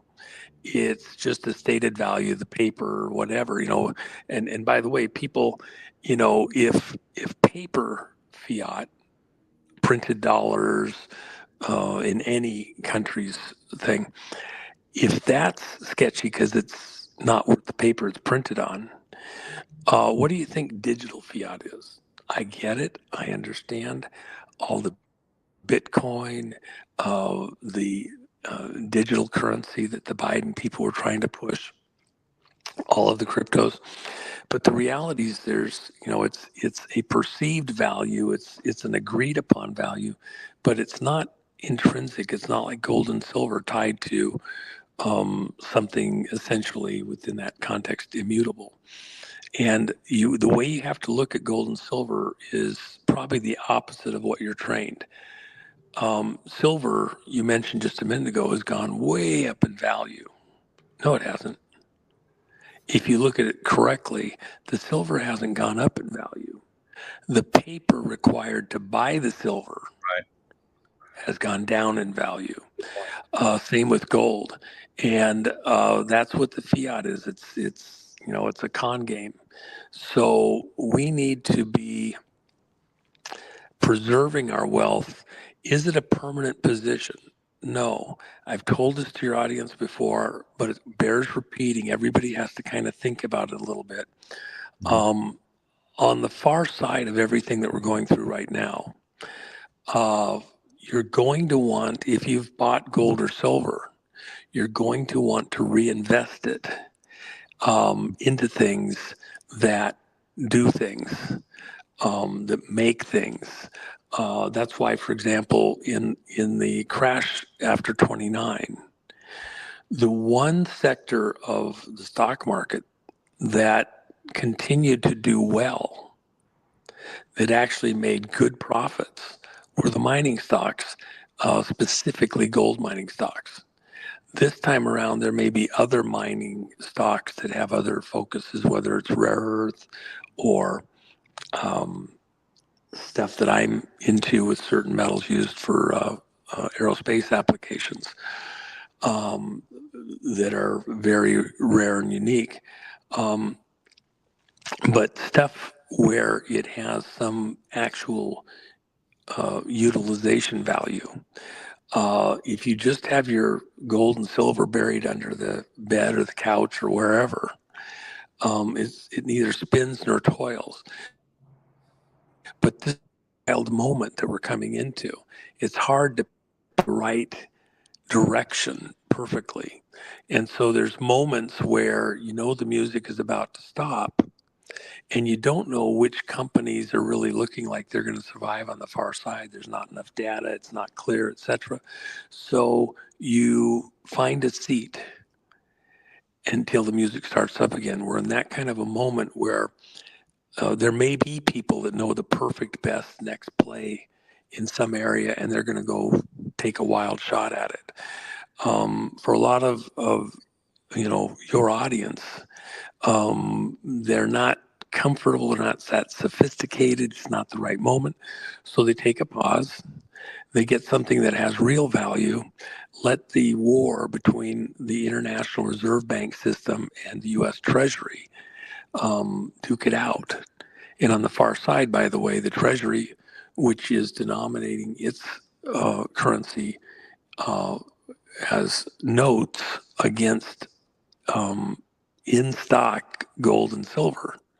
Remember Kennedy, he issued a silver certificate that Johnson reversed immediately in the days after the assassination. That was a threat to the Federal Reserve System by the Treasury that Kennedy initiated. It wasn't fiat like what the Federal Reserve has, not tied to anything. It was tied to silver on deposit in the Federal Reserve that you could take your currency, your reserve notes, and go to any bank and get silver coin of the same amount. Okay, and by the way, in that time period, you still had real silver without the copper in it in your silver dollars, pre-64 Kennedy silver dollars. Kennedy did that. And by the way, let me just, I haven't mentioned this before. I'm going to do something on this. I haven't so far, but I'm going to do something on this. We always talk repeatedly, for example, with the 60s assassinations and President Kennedy, the attempt on Reagan and on President Trump. We rarely hear anybody going back to McKinley. But McKinley was threatening the international banker operations prior to the setup of the Federal Reserve. Family members on the Titanic, which was a ruse, I talk about it in my book, to take out that moneyed family members who were opposing any move towards a Federal Reserve type system. Things moved rapidly to create this international reserve system and bring America on board with that, with crooked politicians, etc. But the thing that happened that also greased the skids for that to happen was the assassination of McKinley. Far more critical than most people give weight, most historians give weight or tie to the current moment. McKinley should be mentioned at every time we talk about President Kennedy's assassination, because they are related with the people behind the scenes and what their involvement was. Wow. So, I'll do something on that shortly. And it is in the work that I've done for the follow-on book, which is done, but, essentially, but I haven't released it because I didn't want to get ahead of our skis. It wasn't the right moment. I was ready to, and the more, it would have thrown off, I think, this movement in its focus before we got to the critical moment. We're now in that critical moment. Let's get through this a little bit, and then begin looking further out while the rest of the public is so fixated and the media is so fixated on these people and the prosecutions. We don't want to take our eye off that, but we do want to be looking a little further down the road. And where does it lead to? Leads to the rest of the people that put them in power, kept them in power, and were the agency through which they tried to do this coup, not just to take over America, but to take over the whole world. Okay, and that's what we're pushing back against, and that will be the next decade. Wow, impressive. Yeah, thanks for sharing that about the silver, because you don't just get the silver and you hold it forever. You use it when the stock market crashes at some point, and silver goes higher, and you start to buy the assets that are going to make you generationally very popular with your people down the line. So yeah, that's a good point. Very good point.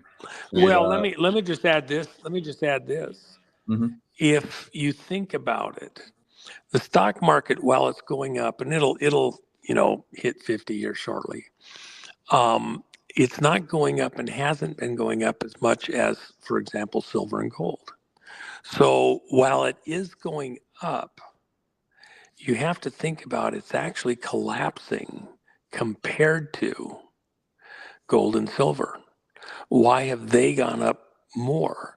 Because the value of the money, see, the stock market does represent real assets. It's buildings, airplanes, cars, trucks, machinery, factories, plants, real estate, everything else.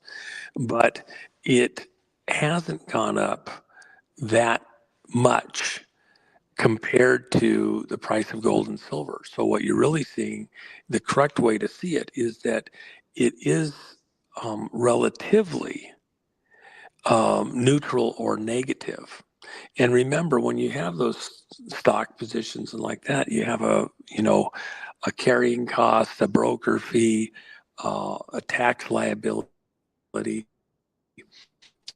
When you dial all those things in, oftentimes, even if your stock went up a certain number, you actually, especially if you dial in compared to a tangible like gold or silver, you're actually neutral or negative, even if on paper you made money and you paid taxes on it.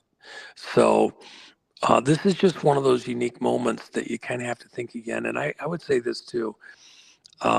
It's a prayerful thing. It's not wasted to ask for divine guidance. For me, even with some of the stuff that you see here that I have, on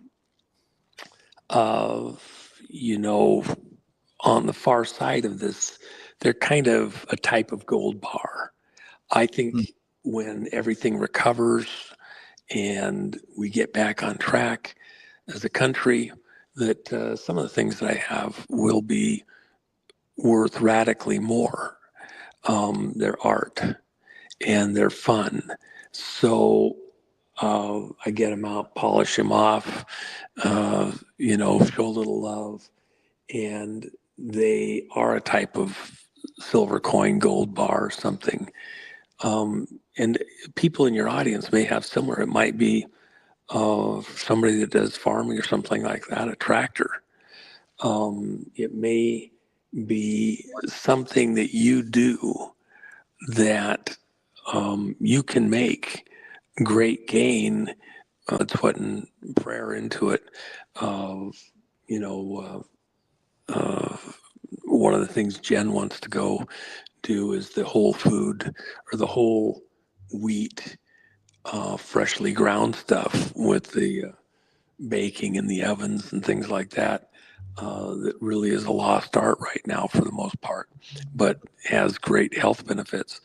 And so there's things out there that people in the audience here have some personal expertise in. Yep.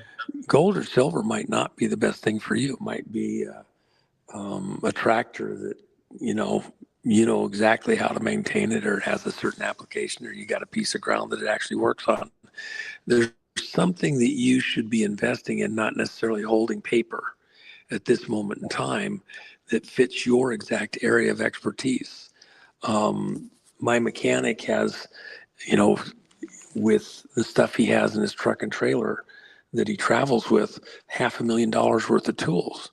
Well, to anybody else, it's a garage sale. For him, it's the way to make a living. And a lot of those tools, he might only pull it out of there, once in a year or every other year. But at the moment he needs it, he knows exactly how to use it, how to apply it, and can make pretty good gain with it. And so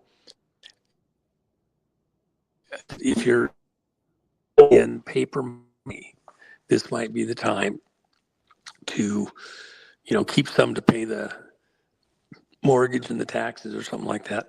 Day to day, it is hard to transact silver when you go down to the assessor's office to pay your property taxes. But you don't want to be weighted too heavily to the paper with what's going on right now. There's a huge war going on behind the scenes. People have no idea how big this is getting between the Federal Reserve, International Reserve System, the bankers in London, and our Treasury, and Besant and Trump and all that. It's a lot bigger than most people have any comprehension of. Well, I know who's going to win eventually, but in the meantime, stock up on your silver or get the tractor or the piece of art or and as a last resort, good cookies. Yes, stock up on good cookies. Absolutely. So, all right, Juan, it's looking pretty dark in there. I don't want you to bump into anything and get hurt, so we'll let you go. Thanks for coming in and sharing. Yep. Of course, always appreciate the opportunity to talk to your folks, and it's a critical moment. Hope that helps people a little bit. And as we have some further updates, I'll be glad to come back and do it. And by the way, love your Nino shirt. Yeah, and that bottom where it's got the Q. Oh, yeah. Nice touch. Well, Jen has those over at the store there. And so those are actually pretty fun. If anybody gets the chance to, go over and take a look, that's kind of a fun deal that I think is actually just hysterical. So, yeah.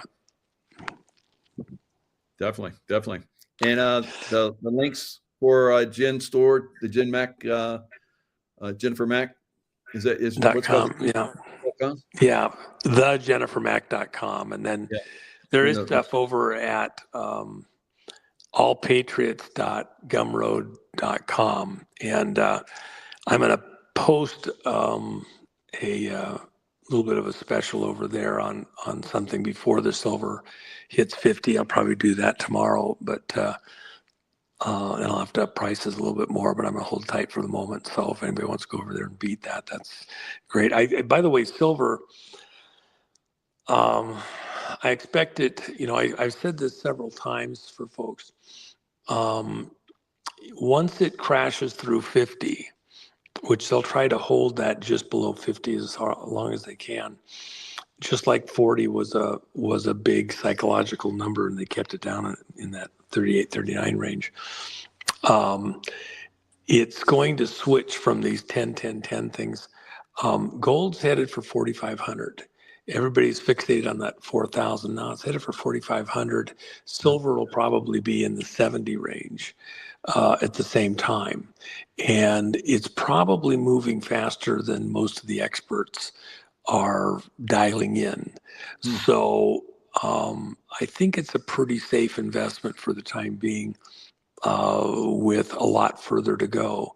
But even short term, there's a lot of move that's going to happen with the uncertainty of events over the next several months and the political side of things. I think it's an important thing to kind of dial that into your equations and anticipate. And if you're going to move into any of the metals or something like that, especially I think silver's the proper one personally, then, you're not, you don't want to be on the sidelines if you're going to make the move. Just do it. Sit back, relax, and watch what happens next. Absolutely. And Juan, you know, just like everything else, you can see into the future. You get that I don't know, you get that special viewer. But, well, appreciate your insight. I've had my Lincoln Mark II forever. It's actually a great truck, and I looked into the future and said, well, they're not gonna make it like this for very long, and they only made it for 2 years. And but unfortunately, it's sitting there. It's one of my favorite vehicles. I just don't have time. So I think I'm gonna go start that. If I battery back Nice. up. That's a perfect car too. It's a low mile car, but it's kind of a gold bar for me also, because I think it'll be a collector's thing out into the future. You know. Hello, everyone. It's Michael Jaco with Unleashing Intuition Secrets. It's pretty sunny right now, so the sun, as it goes down, just like hits that sweet spot that makes it a little tough over here. But I'd like to get that background in there. So I think I'm going to try and maybe take it outside one of these shows and see if I can find a spot out there where the sun gets blocked by that big tree right there you see behind me. So the good, the bad, and the ugly. Right? So we know who they are. We know who they are. The good, the white hats, President Trump, myself, of course. And the red hats, well, that's the guys that are like the old neocons that feel that they have to like start a fight. They have to kick some ass, right? And we don't know. Maybe we're going to need them. All right. So, you know, the coming crisis it's not coming. It's already happening in our major cities. So we could probably look at them as the red hats, the ones that are going to have to kick some ass, right? So, and then we have the ugly, right? The Luciferians, the liberals, the Democrats, the rhinos. Yeah, we know who they are. All right, the Soros, and then all the people that fund all of this nonsense, right? The deep state actors. So yeah, now why did I want to bring this up? So I had a dream, not like Martin Luther King's dream, but I had a dream last night where I was involved in all of these different groups, right? So here I am, I'm trying to bring out the love vibration, wake people up. Now, obviously the black hats, you know, who want to start a civil war, they want to do everything and anything they can to stay in power. And what they have done throughout thousands of years is to start wars. All right. So they wanted to pick a fight with Russia, start a nuclear war with Russia. That didn't work. So they tried to start a nuclear war with China. That didn't work. So, you know, they're just like, okay, let's pick a fight with the Americans because they're the only ones that are awake and have guns. Right. So that's not so smart either, as they're going to find out. So that's kind of where we're at. And in my dream, I was waking people up. And so I was, you know, under attack by the Luciferians, the black hats. And then I was surprised because I was under attack at certain times by the red hats, because the red hats they feel like, hey, stop trying to wake these effers up. Let's just kick their ass. I was like, no, we have to wake as many up as we can. Now, I believe that's what President Trump, and this was in my dream as well, really wants. He wants to wake up as many people as possible. He is putting before us all of the bad actors so that everybody can see who they are, and you know, just pushing them back out into the front. You know, he's like, he brings them in, and that helps steal elections. Brings them in. It's like, oh, let's come on in. Let's sit down at the table here. Let's work together. Let's work together. So are they going to work together? I don't know. They're black hats, Luciferians. Maybe they can be woken. They can be awakened, and they can start to do the right thing. I don't know. I think a lot of them have done such incredibly evil things that they have to stand trial. And in some cases, I believe that's already happened. But we're going to see a lot of them, black hat types, start to be taken down. Now, we're seeing that now, of course, with Comey, and today, I guess, Letitia James. We'll talk about that.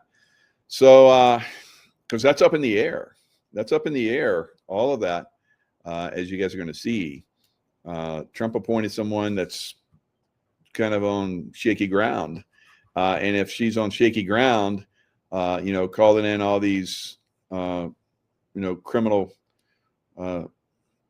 all these criminal activities, they could be dismissed because these people aren't in positions where they actually have that position.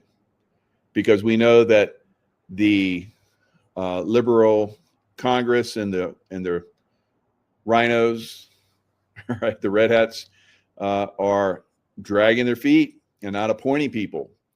It's just one of the worst times ever, I think, for appointing people. And with this shutdown, I guess they did 107. That nice number, Juan sent me that, where they basically legislated 107 appointments through very quick, because the Democrats are on shaky ground right now. And so the Republicans, the good Republicans, the white hat Republicans are pushing stuff through as fast as they can. All right, tribunals. There's that. So I think that on a certain level, we're seeing, the beginning stages of what's going to lead to tribunals. And it could be that, these people that he's appointing that are starting to drop off, unfortunately, like Alina Habada, I think that's her name, that was appointed in New Jersey. She wasn't confirmed, so she had to drop out. They have 120 days. There's another one in Nevada. She had to drop out 120 days. So if they're not appointed by the Senate, then they have to drop out, and there's no one has been appointed. So yeah, there's some serious problems with this Congress and Senate guys. They're dragging their feet on purpose, obviously. So the bad and the ugly. All right. So the bad and the ugly in the Congress and the Senate, as white hats like President Trump trying to make things happen. It's definitely what real raw news is. What 50% truth? It's sells itself as being like a humorous site. So I don't know. I would say maybe not even 50%. But are they leaking stuff? I don't know. So let's look at the good, the bad, and the ugly. All right. Of course, first we look at that old spaghetti western, the good, the bad, and the ugly. Right, with Clint Eastwood. All right. There's all the old photos, Lee Van Cleef, Eli Wallach, Clint Eastwood, right? That was one of my favorite movies back in the day. I love the spaghetti westerns. I watched them over and over again because, it was like, that's what I'm going to do when I grow up. I'm going to be the good guy, and I'm gonna knock out all the bad guys and take out the ugly guys, all right? The evil, right? So let's look at that song, if you can call it that. It's what. Some of you guys know what I'm talking about. So you see that shooting skill? That's what your boy can do, right? 3 headshots in less than a second. So those guys that have the wheel guns, and the wheel guns are like, the guns, the 38 specials or 45s or whatever they are. They can be big bullets. 45 is a big bullet, and then 38's a big bullet too. And it goes around, and when the hammer hits one, it loads the next one, and then the next one, and then the next one, until it's all done. So I've seen guys that shoot from the hip, and they like take their hand and on the where you cock it back, they hit that real fast, and they can like in seconds, in less than a second, they can hit multiple targets just like you saw in that scene. That's real. There's people that have that skill, like your boy. Right? I don't have it with a wheel gun. I have it with a regular gun, but I can shoot fast. I've learned some good skills over time. So it is one of those things that, you know, the red hats, they want to go out and dig out the ugly, right? The bad hats, or the bad, the red hats, bad, or the red hats, or whatever. So you know, wah, wah, wah. So it's called it came out in 1966. It's a spaghetti western. They have all the Italian directors and everything, and then, you know, over time, some of these you would watch them and the lips don't match because they're speaking in Italian, and they dubbed English. So here are these westerns that were in America, right, the Old West, and these gunslingers that were basically, you know, I guess the Italians liked it. They liked it like I like it, and it's pretty cool. So there was one called Trinity, and Trinity is still my name. My name is Trinity. All right, Trinity, like the good, the bad, and the ugly. Sound familiar in religion too, right? So let's watch this one. This one's a really good one. This was one of my favorite. I remember back when we used to go to the theater, and for less than $1, you could watch a movie, have popcorn and a drink, right? My mom told me that when she was a little girl, she and her sister would get on the bus, go downtown in Columbia, and for 25 cents, they'd get a bus ride, watch a movie, and get popcorn and soda. I was like, you did that for 25 cents? And then, of course, I was doing it for $1 by myself. And I thought, well, that's inflation like crazy.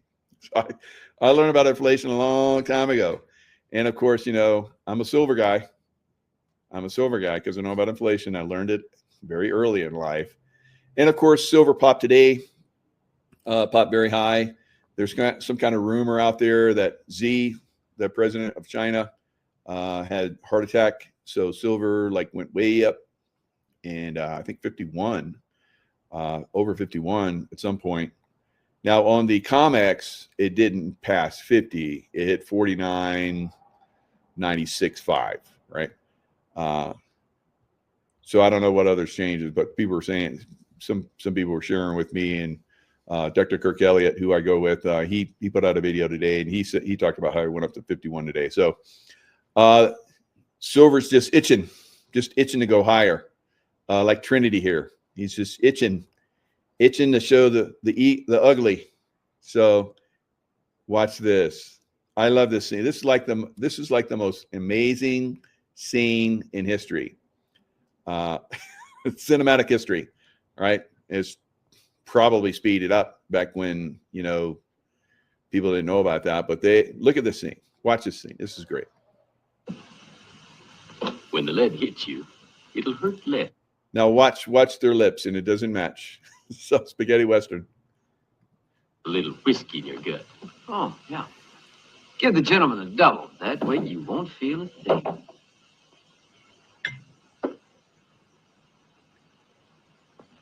So this is the old gunslinger standoff right there in the bar. Right? And this was cool because he had a buddy. He was like a big bear of a man, and he would punch somebody and knock him right out. So there's a scene in here where he punches these two guys. You can hear it. Their heads hit the table. Bumble. And look over, and he's always grumpy. He's like, hurry up, get it over with.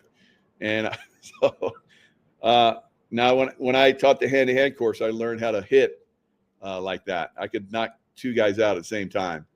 So I didn't do it, but they had face shields on and everything. But I remember one guy that I hit, and he was a martial artist for most of his life. And he said, I have never been hit that hard in my life. It's a good thing I had that shield on, or otherwise I'd have been flying across the room unconscious.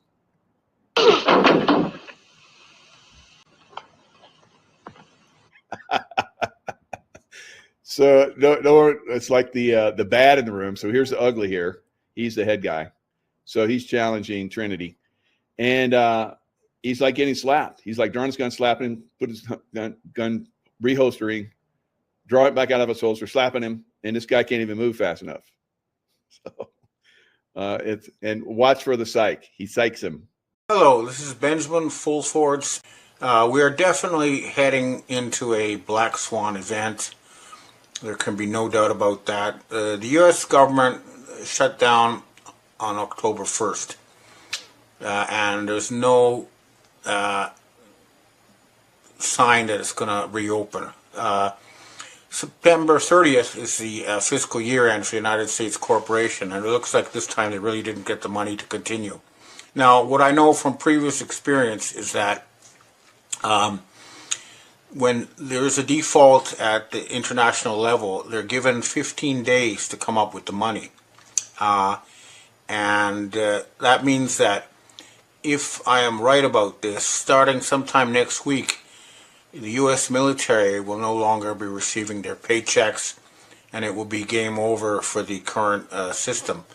I'm hoping this is going to happen, and we're trying to set up a war council to deal with the transition away from the United States Corporation and to something that, once again, restores power to the people. Now, to understand how important this is, I want you to take a look at this picture here.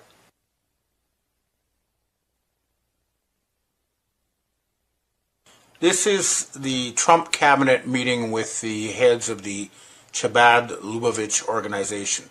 These people are not Jews. They worship Satan. Their founder, Schneerson, has repeatedly said the fact that the Trump cabinet is in on this is a sign that they need to be removed, and that's why the White Hats have placed a 100-kilogram bounty on each person in that photograph.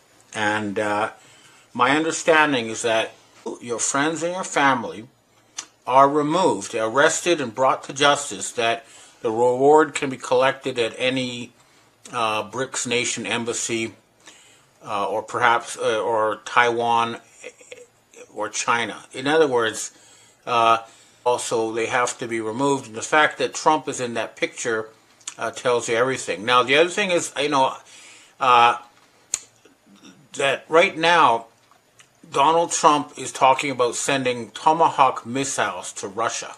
Okay? Now, that is nothing more than an attempt to start World War III, because if Tomahawk missiles are sent to Russia, that means only Pentagon officials, U.S. military people, have the ability to carry such attacks out. And that means that they're going to try to start World War III, which is exactly what Chabad wants. And the other thing that the military and the intelligence community need to understand is that the civilian governments in the West are not working for the people. They are controlled by this cult through a combination of blackmail and bribery. Now, I want you to watch this clip to see exactly, what the situation is with the U.S. Senate. Ian Carroll is one of the internet's top conspiracy analysts. His critics label him an anti-Semite spreading false information about Israel, but to others he is a fearless journalist that speaks on what some perceive as an extremely strong Zionist pressure on our government. Here's what he had to say. There are 100 U.S. senators. Last year, 93 out of 100 U.S. senators were people whose campaigns had been funded by Israel, AIPAC, and the Israel lobby. 93 out of 100 U.S. senators were taking money from a group that represents a foreign government and foreign interests in order to operate our government on behalf of someone else. And they all work here, in this building. This is Representative Ro Khanna from California, and he does not take AIPAC money according to the website Track AIPAC. Here's what he had to say. It's too much.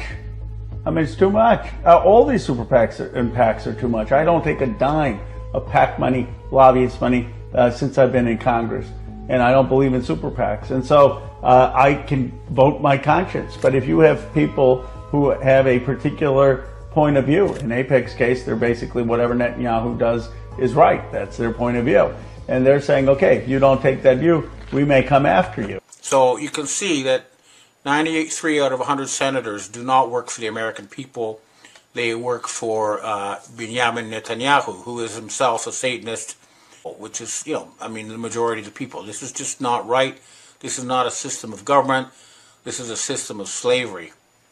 Now, I understand that there is an attempt by Trump to, impose military law, and he wants to use U.S. troops to go after his opponents in the United States. And, to his credit, he is going after Antifa and George Soros and all these,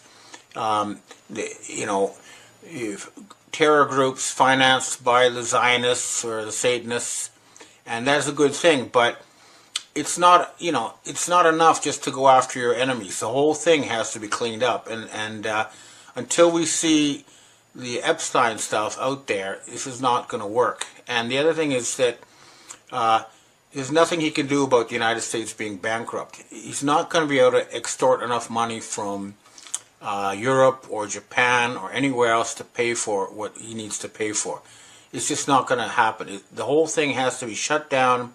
And as I've said before, the White Hats are standing by with an offer to finance a jubilee in the United States. That means all debt, public and private, will be written off, and there will be a redistribution of assets. All the money that was stolen from the people through central bank fraud will be returned. It should be several $100,000 for every man, woman, and child in the United States. So it's good that this thing falls apart. It should have happened a long time ago, but that is what we're going to do now. And there is no other choice. We're going through a very tough transition, but at the end of the day, everyone will be freed from Babylonian debt slavery. That's what we're working on. Now, the other thing that people need to be aware of is that there is evidence now we really are dealing with a rogue artificial intelligence. If you look at the huge amounts of money being spent on AI, on these mega databases by companies like Oracle, NVIDIA, and ChatGPT, you'd think that there's a business plan behind that. But no, the data shows that 95% of companies are unable to make money from AI.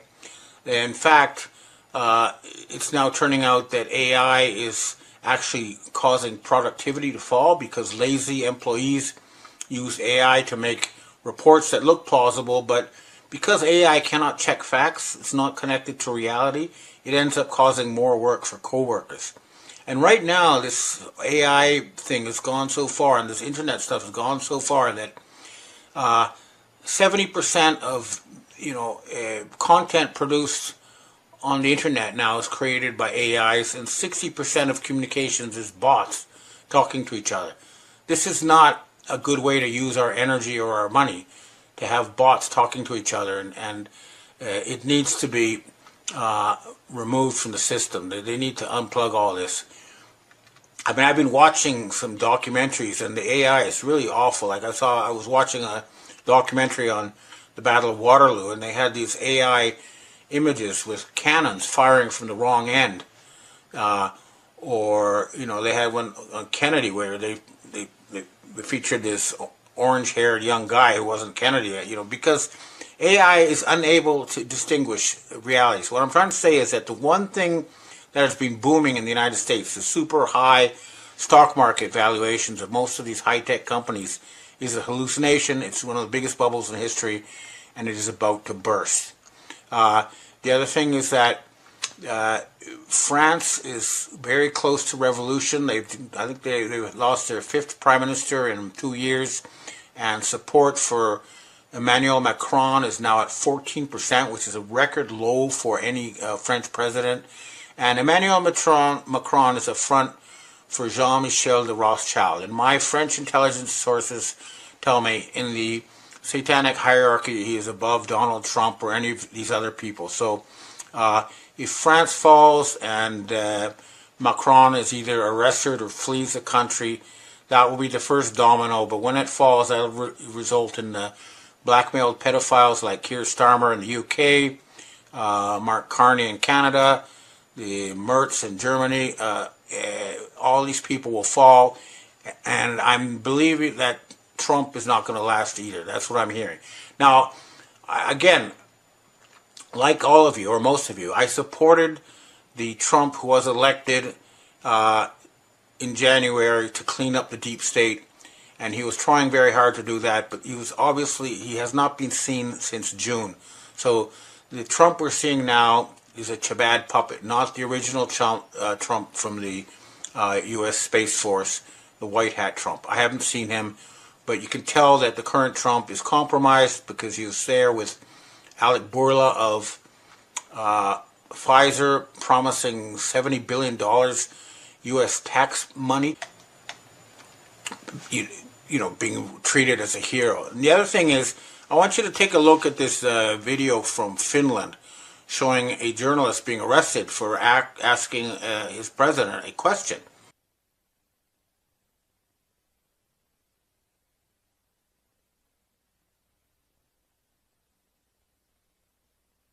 This is fascism.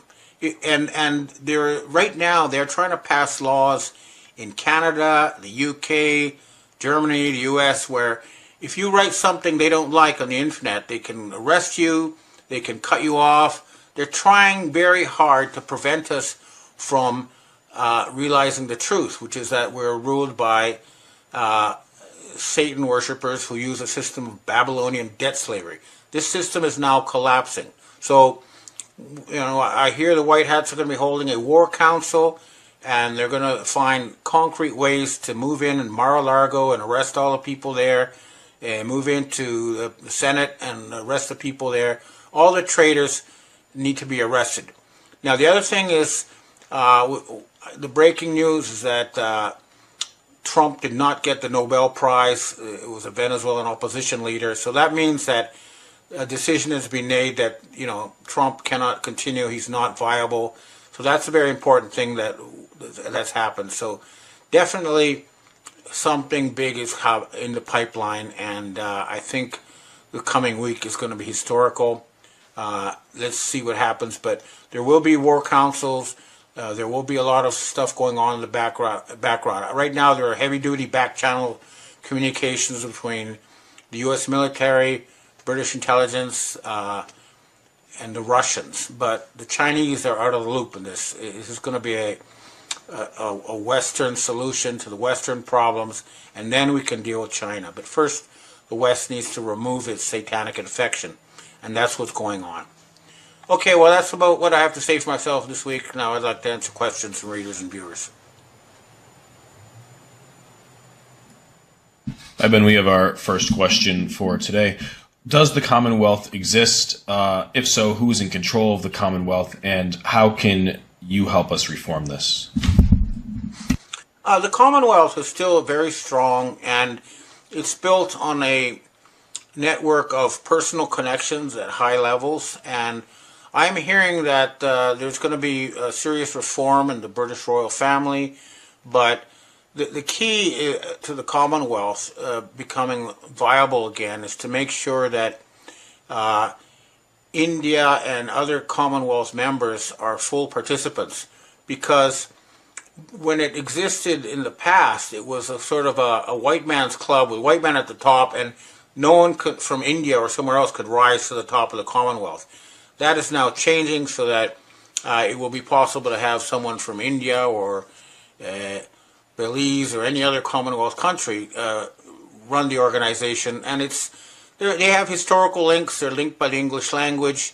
They have sports meetings and lots of personal communications. And you know, it wasn't really an evil organization, although it had its flaws. And I think the Commonwealth will become increasingly important. And behind the scenes, the Commonwealth has been allied with China to do the Belt and Road Initiative and other peaceful things for the good of the planet. So I'm a great supporter of the Commonwealth, and I'm hoping it will be reformed so that it continues to stay as a major force for friendship and good relations between nations. Next question. Hi, Ben. Trump is visiting Japan on October 27th. The objective may be stripping money from Japan as the U.S. is bankrupt. Nonetheless, Japan has no money to save U.S. bankruptcy, as the agriculture bank Nochu has lost a huge amount of money in the U.S. bond market, and I cannot imagine any significant amount of money is left in Japan. Inform us why Trump is coming to Japan, and if Trump's objective is money to avoid U.S. bankruptcy, where is this money in Japan? Well, yeah, I mean, he is going to come to try to extort money. I don't know if he'll be around until then. I'm hoping not. But, you know, the thing with the Japan Agricultural Bank is a real crime. You see, the Norinchukin, the Japanese Agricultural Bank, is actually a real bank in the sense that it's 100% deposit base. It's all its money is actual deposits. And most U.S. banks, more than 90% of what they lend is not backed by deposits. It's just money they put on their books out of nothing. So what happened was they used pressure on Norinchukin probably to force them to hand over money, which is, you know, disguised as bond losses. And then Norinchukin, to recoup that, raised the price of rice drastically in Japan, which caused a popular revolt against the Japanese government. And you know, the government, I mean, when people's food is impacted, that's when the, you know, sleeping masses wake up, because that's something that they're not going to stand. So I guarantee you, even if he does come, he'll leave empty-handed, because Japan has nothing to hand over. The same is true of Europe. Germany's economy is 20% smaller than it was in 2018 because it's been forced to buy expensive oil and gas from the United States, and the Europeans do not have the 1.3 trillion to give the U.S. that they think. So I doubt he'll come, but if he does, he'll leave empty-handed, and hopefully, if he does show up, they'll arrest him for war crimes. Next question.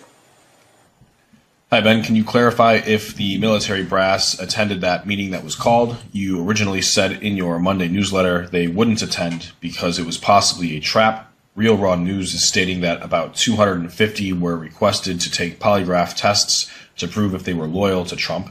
I know RRN isn't 100% to be trusted, but it's an interesting take since you initially said it might be a trap. If they did decide to go, what was the actual purpose? Well, I did talk to people about that, and the conclusion was that they made sure that everybody would be safe, but the speech that Trump made and then that Hegseth made was very badly received.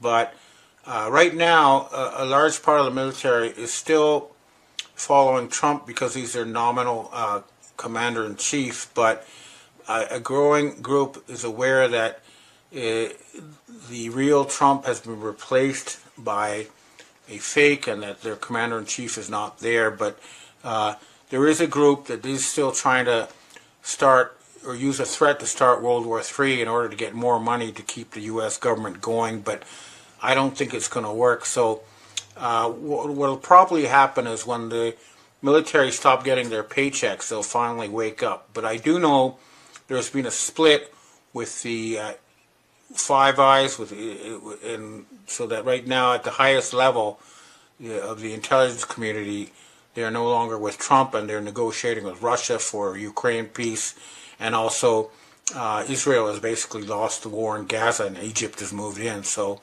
we'll see, but there is still a group in the military that probably has some sort of compromat held against them that is still behind Trump. That's the reality right now. Next question. Hi, Ben. Wasn't 9/11 and Iraq thing all connected with Bush and Tony Blair? The same Tony Blair that hasn't gone away despite the links. Instead, he's made a, quote, sir, for what it's worth. Now they're handing him out Disney tickets, like Disney tickets these days. Instead of being somewhere else more deserving, Blair has allegedly snagged the being in charge of Gaza role. Have you heard anything about this? What I heard is the reason Tony Blair was not executed for his pedophile crimes now